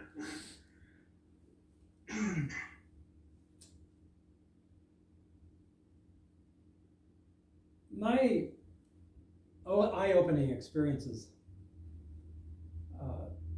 happened over time. I described this event or particular instance, we'll say, where Yogi Bhajan was kicking this young man who had some mental health problems. He was kicking him around the ashram. And I think that's where it really started, where I started to realize that Yogi Bhajan had at least this side to him that was very cruel. And I had heard other people talk about how Yogi Bhajan had hit them, and not just some little, slap or something like that, but really, hit them in the face. I'd heard of other instances where Yogi Bhajan had been very cruel and talking with people and making them do things that were not, that were basically just not right, not according to Sikh values. And I witnessed how Yogi Bhajan, this is something I definitely witnessed, and he sometimes would leave the door open to the Sikh temple there in Los Angeles, and the toilet was just across. You could see, if you looked out the door from the Sikh temple, you could see the toilet there, and it was really bad positioning. It shouldn't have been there. But I actually witnessed Yogi Bhajan sitting on the toilet in his underwear, and then his secretaries standing around, while he was on the toilet, things like that. Kind of weird,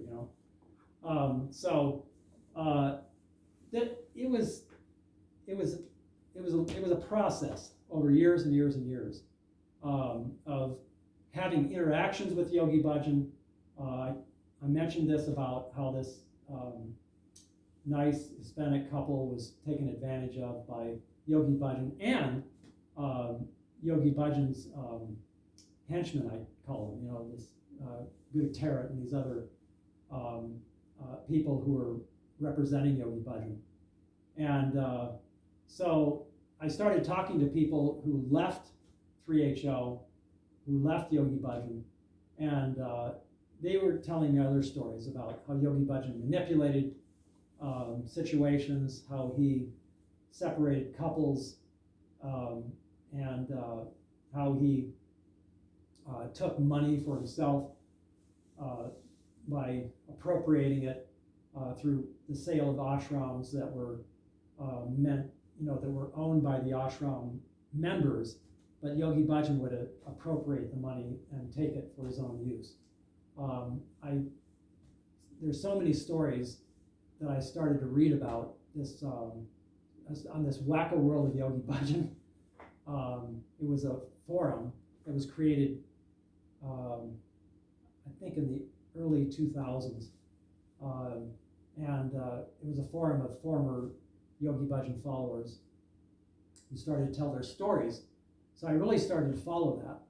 And I was quite active in that forum after about 2010 or so, when I started to become critical myself and started to expose these lies and these frauds. How do you feel that people within the community continue to deny the allegations? Quite frankly, those people that are deniers of these allegations, these accounts of sexual abuse by Yogi Bhajan, are just sticking their heads in the sand. There's so many accounts that there's no way that these women are making this up. I'm telling you, I witnessed a lot of these places that they described. This one manuscript that I'm reading now, I just finished reading. It's an unpublished manuscript. This woman, who was a close secretary to Yogi Bhajan, claims that she was in contact with Yogi Bhajan every day, gave him a bath in this dome that's right over here, about, I don't know, 300 yards from where I was sitting right now. This was supposed to be a meditation dome.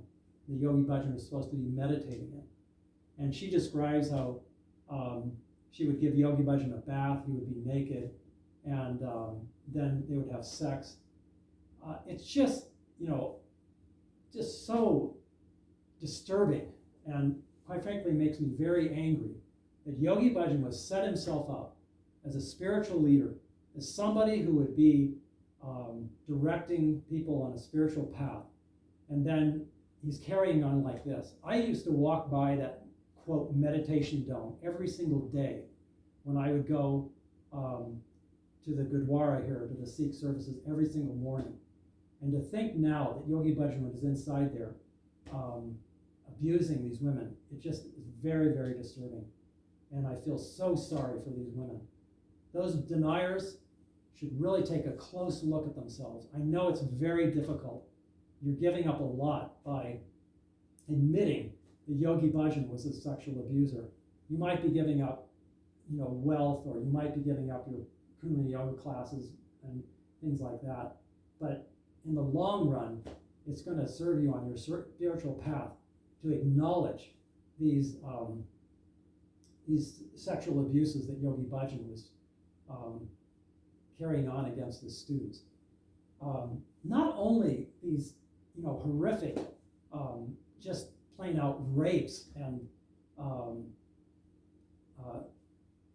sexual abuses against his students, but Yogi Bhajan was just, as I've described, I think very clearly, was a manipulator. He was after power, money. He was so far from being a spiritual teacher or leader that he doesn't even enter into the realm of being any kind of conscious person in my mind anymore. I just saw so much, and I talked to so many people who have given accounts of Yogi Bhajan just taking advantage of people, manipulating them to do things that were destructive. You look at a lot of the research that is being done now by this Philip Deslep, who is an academic and scholar. He's written and published a really excellent research paper called Maharaj the Mahantantric. And he goes in depth about the lies and the frauds, how Yogi Bhajan set himself up as being this great tantric Kundalini yoga master with a 1,000-year lineage, and it's just complete nonsense, complete just made up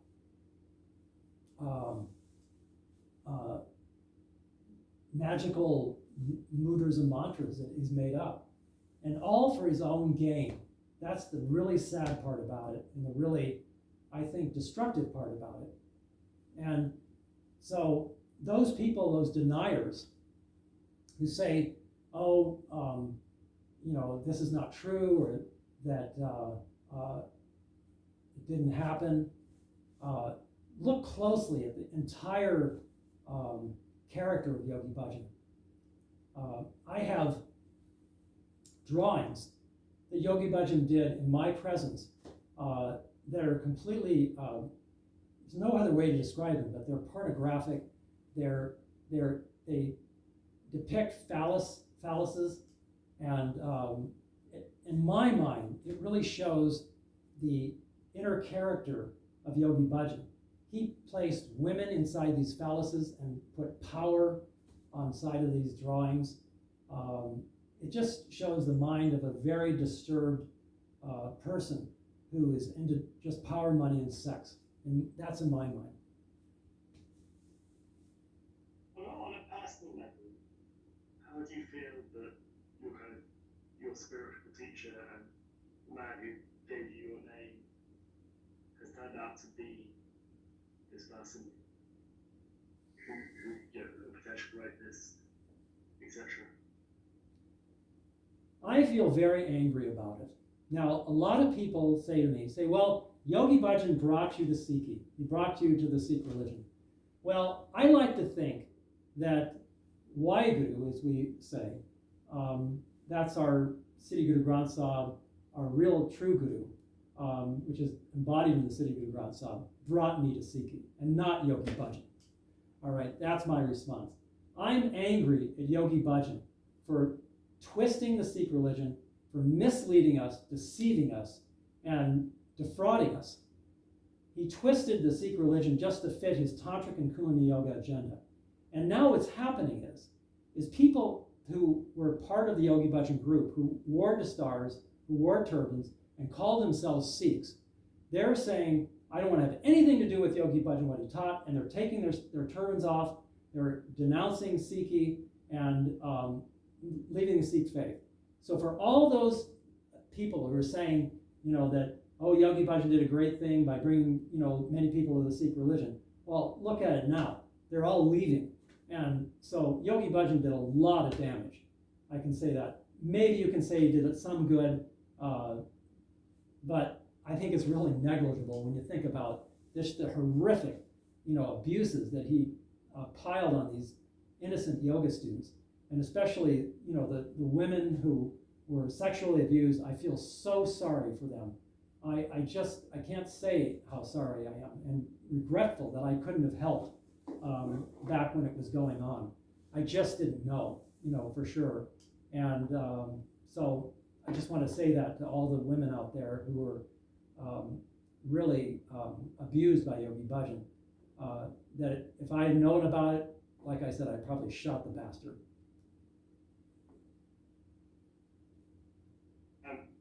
This might be a stupid question given that you just said that you were Shiv, but if you had the opportunity to say something to Yogi Bhajan, if he was in the room now, what would you say to him? I would tell him he's a fraud, and he should, well, not that he should, but he should just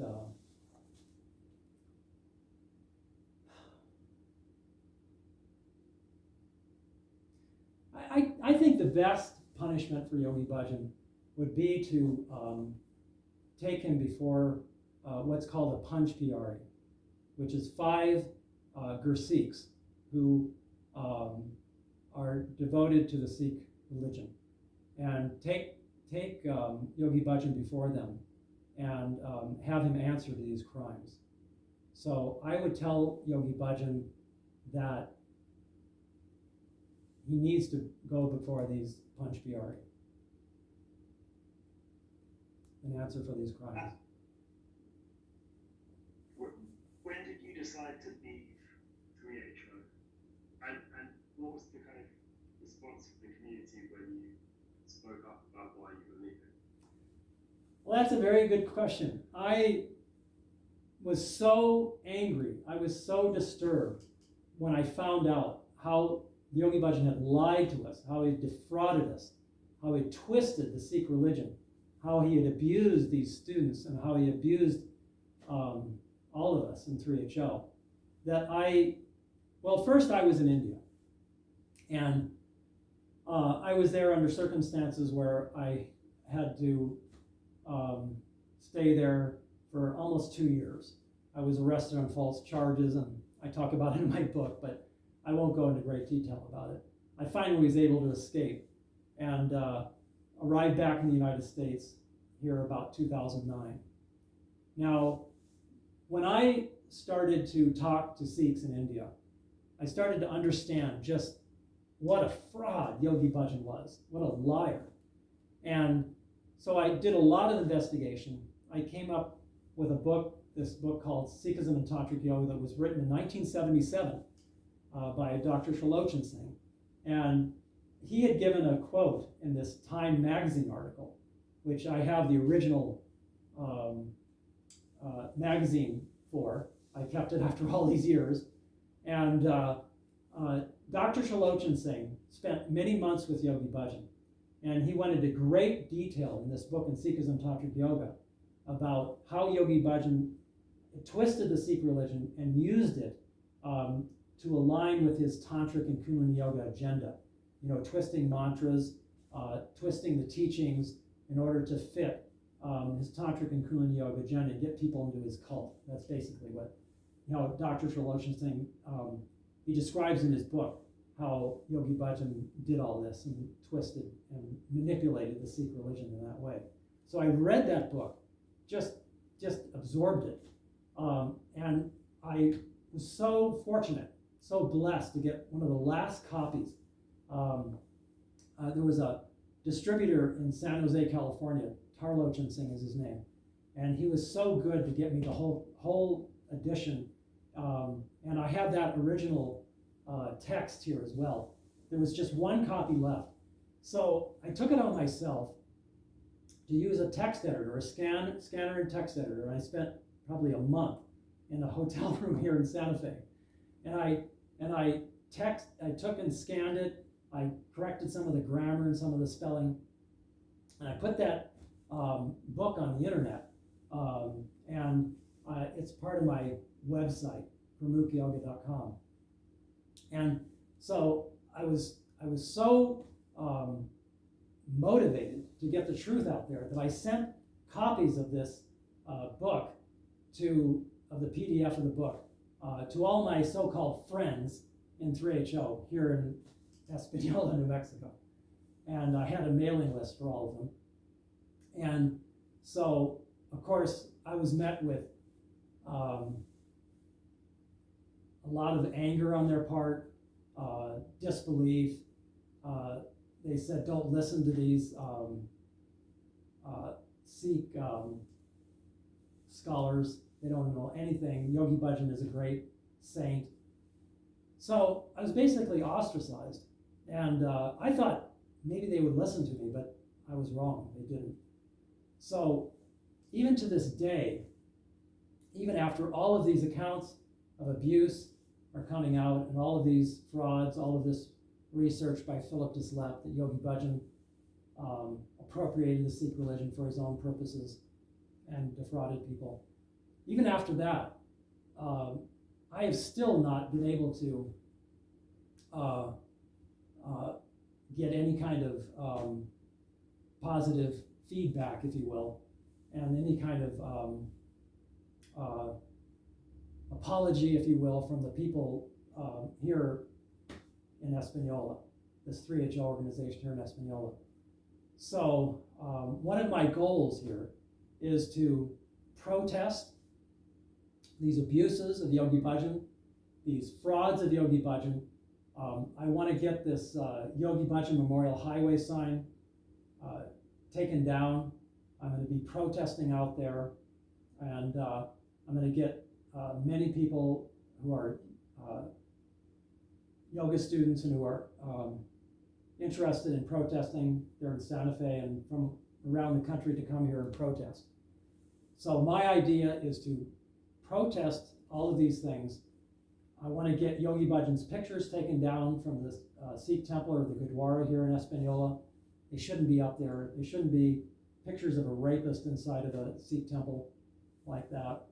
And I'm going to protest until that happens, until those pictures are taken down, until those signs are taken down of Yogi Bhajan Highway out here. And until that changes, I'm going to continue to protest.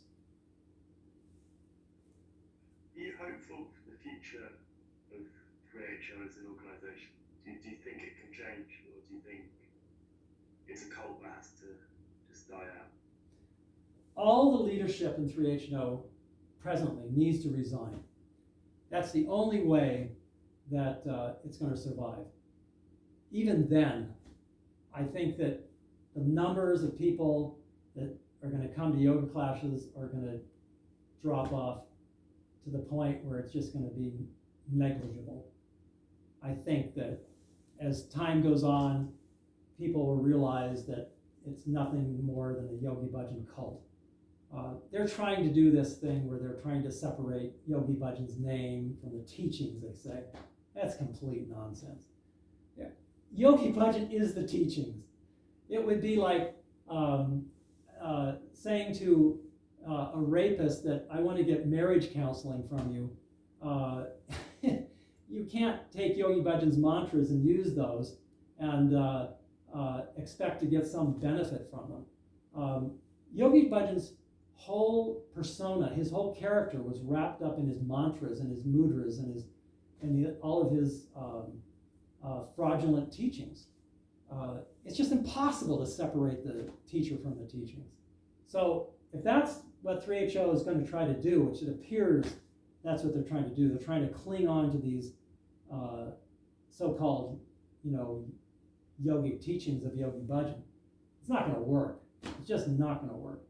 And I have to say to all those people who are the deniers, who want to continue using this Yogi Bhajan teachings, have you ever seen anybody who's been, quote, liberated after using these teachings of Yogi Bhajan for 40 years or 45 years or however long? Nobody. They're all out there, completely. Anybody I've seen out there who's practiced this Yogi Bhajan nonsense for 40 or 45 years, they have delusional thinking. And I think probably it's because they're just still being hypnotized by Yogi Bhajan's nonsense, manipulative mantras. Is there any part of you that feels sorry for the people who are still kind of under Yogi Bhajan's thumb all these years later and still kind of under his spell? Do you feel like they have a lack of freedom, that they, as you said, he's a manipulative man who's kind of programmed them to believe a certain way? Or do you just think that they are kind of sticking their head in the sand? Everybody has a choice. And these deniers, these people who cling on to Yogi Bhajan's teachings, cling on to Yogi Bhajan as a cult personality, they got a choice. And they can choose to drop it. Now, it may be difficult because they've held on to this type of thinking, this cult of Yogi Bhajan for 40 or 45 years. But life's not difficult. Life is difficult. It is difficult. And you've got to make difficult choices. I made a really difficult choice to leave all of the friends, all of the family that I had in 3HO, and to seek the truth. I think truth is higher than anything. Truth is where it's at. And when you stand for the truth, then you'll feel better about yourself, you'll feel better about others. Who cares about, a few dollars, for yoga classes or whatever you might gain from that. But truth is where it's at. That's my belief and my feeling to the core. And that's how I have stayed happy over all these years, is by seeking the truth. And that's what I'm doing now, is seeking the truth and exposing Yogi Bhajan, exposing these people who are enablers of Yogi Bhajan, enablers of Yogi Bhajan's so-called, teachings like that. It's all about truth. Do you see yourself as a victim of a cult?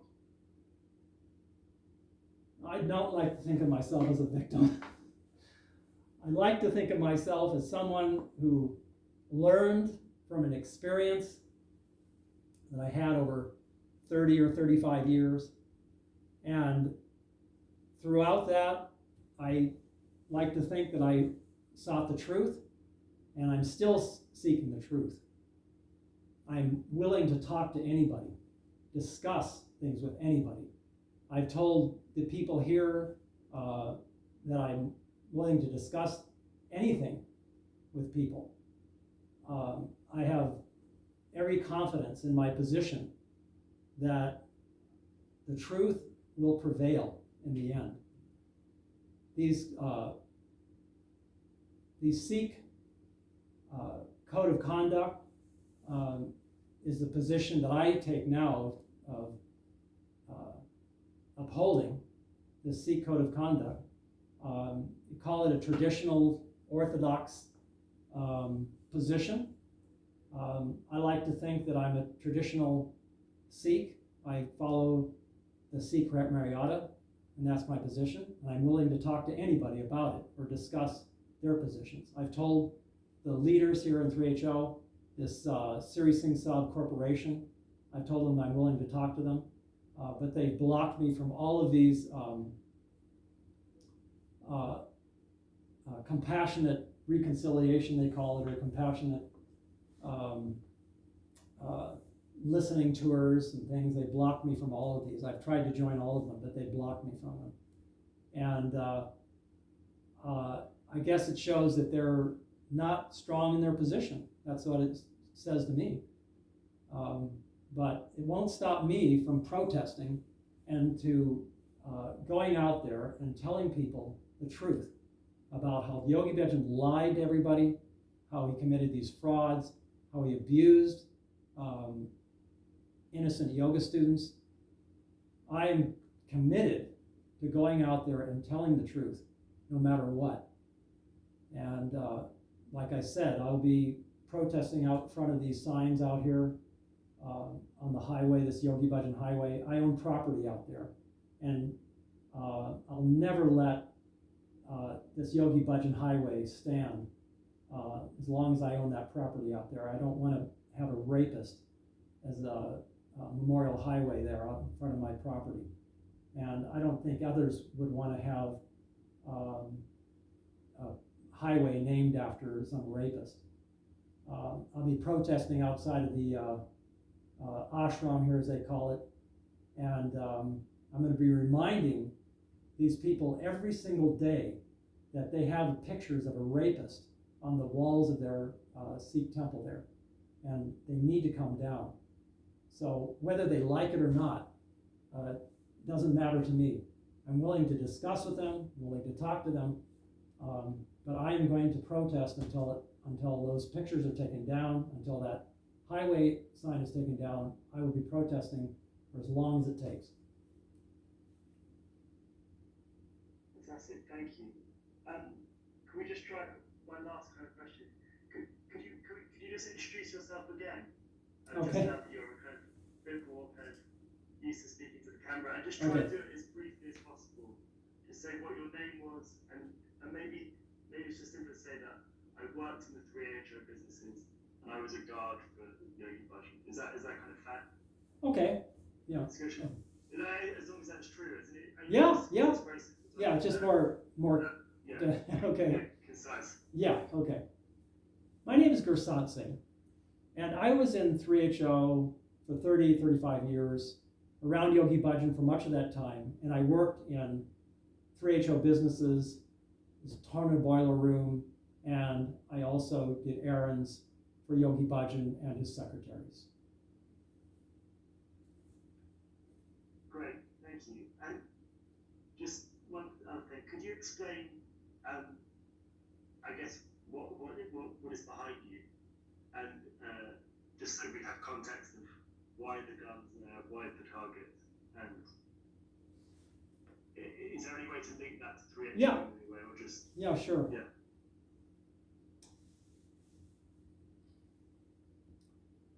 I've always been into shooting, I tried out for the Olympics in 1972 for the first time when I was in high school. And so when I became part of 3HO and started to become a Sikh, it was natural that I was drawn to this spirit of being a warrior and being a member of a faith that believes in self-defense. Now, the Sikhs are famous for defending themselves and defending those that can't defend themselves. They defended Hindus so that they could practice the faith they wanted to practice. Sikhs have been renowned in defending the countries that they are part of. They've defended their faith for hundreds and hundreds of years. So firearms are a big part of that defense. And it so happens that I grew up with firearms. My father was in the Marine Corps. He was actually at Pearl Harbor when it was bombed. And so I grew up with firearms all my life. And so when I became part of 3HO, there was actually many people who were not into firearms. And so my interest, if you will, in firearms was kind of met with a mixed bag. But it happened that they needed somebody to join the U.S. Army. When I was in 3HO, I was asked to join the U.S. Army so that we could make an issue about the wearing of a turban and uncut hair in the U.S. Army. So I remember this Krishnakar asked, he was the head of 3HO in Los Angeles. She asked if I would join the U.S. Army, and then we knew that they would deny me entry in there. I qualified on everything. I took all the tests and everything. So I did that because, and if I would have been allowed, I would have actually joined, and I would try to got on the Army rifle team, which I shot on when I was a teenager. I wasn't actually in the Army, but I shot at Fort Benning, Georgia. So what you see behind me are some of the targets and awards that I won when I was shooting. So I tried to get in the U.S. Army. This was about 1983, and it was a big publicity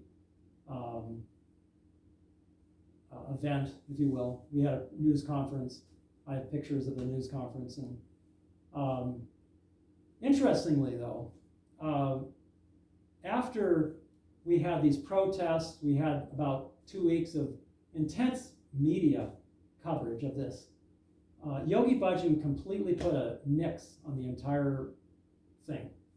And we had hired a professional publicist to handle things. We were just getting revved up to continue national coverage. But Yogi Bhajan completely stopped the whole thing, stopped the funding for the publicist. And to me, at that time, it was kind of a mystery. But I read part of Pamela Dyson's affidavit when she filed this lawsuit against Yogi Bhajan in 1986. I actually read it well after that, but she tells about how Yogi Bhajan put a stop to this campaign for me to get in the U.S. Army because it was taking away from his tantric Kundalini Yoga agenda. That's the way I read her affidavit. And so Yogi Bhajan put a stop to a lot of things that were actually beneficial to Sikhs. Now Sikhs are allowed in the U.S. Army. And I think that if we had continued our campaign, we could have put enough pressure on the U.S. government to allow Sikhs there. But Yogi Bhajan stopped the whole thing. And that was much to my dismay. And thank you so much. That's all my questions. But is there anything else that you would like to say? No, but not as far as what would be part of the camera. But you want me to talk about what I'm gonna go show after we turn off the camera? Yeah, but you don't need to tell the camera that. Okay, yeah. We can just do that. Okay, Yeah, so Chris, you can cut. Okay, I'm just gonna do a quick tail slate, and cut. So this is tail slate on interview. Take one more. Oh, cutting. Great. And then if we could just have a little chat about what else we can film, because obviously Okay. I can't travel with you guys. So what would be great? Wait, Chris, can you hear me? Yes. Yeah, cool. So what would be great is if we could get some kind of close-up shots of the kind of memorabilia and the kind of guns and the kind of targets. Okay. Yeah, to kind of act as B-roll and kind of cutaways in the room. Yep. And you don't have to kind of explain them or talk them through. We can just kind of show the pictures, and then they'll, unless they're like very specific things that Sure. we need to explain. And then what would be great is to get some like non-sync shots, of you maybe looking at some of the memorabilia or looking at your guns or things that we can, without you talking though, so just so we can sure. with the interview. Sure, yeah. And if you are happy to kind of show a tiny bit of Española Yeah, sure. in your car just driving, Okay, and we could get some shots of the Memorial Highway sign, for example, yeah. and things like that. But just, Chris, can we just get a mixture of some with him talking and explaining, but also we just need some non-sync shots as well. Yeah. So like he has like the articles or whatnot in his hand, and he's pointing to it and talking, and then maybe some like closer insert shots that are like. Yeah, but also just shots of him looking at the memorabilia as well without talking. Okay, gotcha. So one's with him talking, one's without him talking, and then Yes. closer up insert shots. Yeah, exactly. And then when you go around the town, some shots of kind of him driving and stuff, but without him talking as well, and then some with him explaining. Oh yeah. Okay, gotcha. Okay, sounds good. Does that make sense? Yeah, I think of that. Is there anything? I know you guys. I don't know if you've seen what he has here. Is there anything specific that just whatever looks like it's interesting or Yeah. burn into the story? Interesting. Okay. Okay, yeah. I was gonna ask you, I made up these signs. Let me just show you real quick. I made up these signs, and I thought if you wanted to, I could stand out there by that Yogi Bhajan Memorial Highway sign on the highway and hold these up next to that would be great. Yeah, I think that would make a good shot. Yeah, definitely. Yeah. Okay. That would be brilliant. Okay. And then I've got all these other, phallus drawings of Yogi Bhajan. I guess we can just go through them and you can take pictures of them, right? Yeah. Chris can get them on the camera, and you already explained what they were in the interview, so Yeah. I don't need to get you to explain it. Right. Okay, cool. Brilliant. Chris, yeah, I'll be awake for another like hour or so. If you've got any questions, Sounds good. just give me a call. I'm gonna turn on the AC. Okay, cool. Sounds good. But thanks so much. Yeah, Chris, just try and keep it kind of relatively low profile. Yeah, We don't want to become the talk of the town. definitely. All right. Sounds good. Great. Thanks so much. Yeah, thank you. Bye. Cool. So, that was great. Why don't I just break down some of this gear, and then Yeah. we can do some of the, you can talk about some of the articles or, Mm-hmm. whatever you think is most interesting, I guess. Yeah. And then I can get some of those closer insert shots, and then. How do you want it? Do you want me to hold them? Yeah, Stuff? I think I think that could be good. Or if you hold it out Okay. Like you're standing there and you hold it out, and I could just get a, shot of you talking about it and showing it to the camera, and then I can maybe get like a closer like insert shot or something. Or you could even, have it on the table, and you're like, talking about it like that or something. You could be sitting there actually, and I could just, if you think that's works for you. Yeah. If you're just sitting on the bench and yeah. Okay. you're pointing to it and talking. Mm-hmm. Yeah. Okay. So I'm just gonna. I need to use the toilet. Oh yeah. Of Do course. you need to use the toilet? I'm good for right now. Yeah. Okay. Well, just let Thank me you. know. It's right here. Sounds good. Yeah. Okay. It'll take me a couple minutes to break all this stuff down. Yeah. No problem. No problem. Okay. I'll be right out.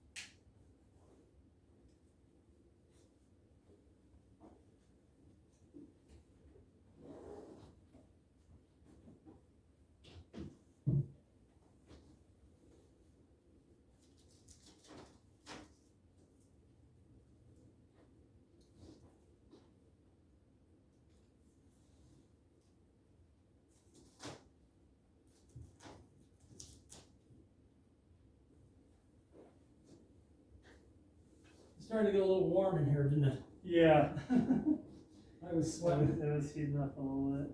I hope I didn't notice me sweating. No, I think it's fine. You okay?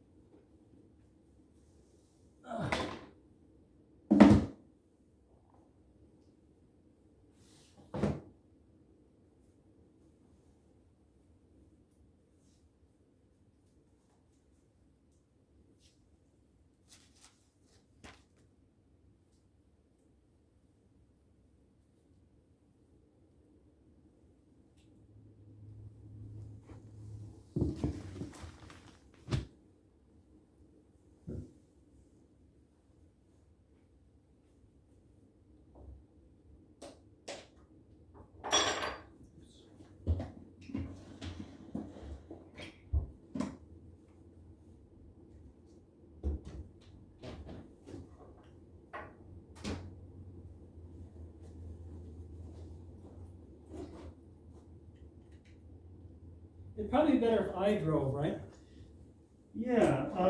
Would it be okay if I just like sat in the back seat or passenger seat and kind of just filmed you while you were driving? Or Yeah. I don't know how you want.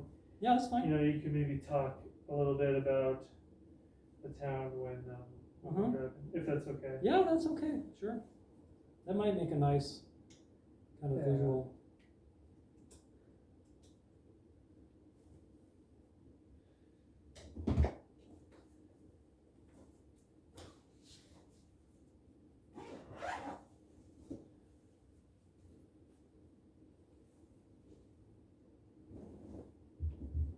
So you don't know yet what Cosmo's lined up, huh? I don't. He'll Okay. probably tell me later tomorrow morning. Okay. Yeah.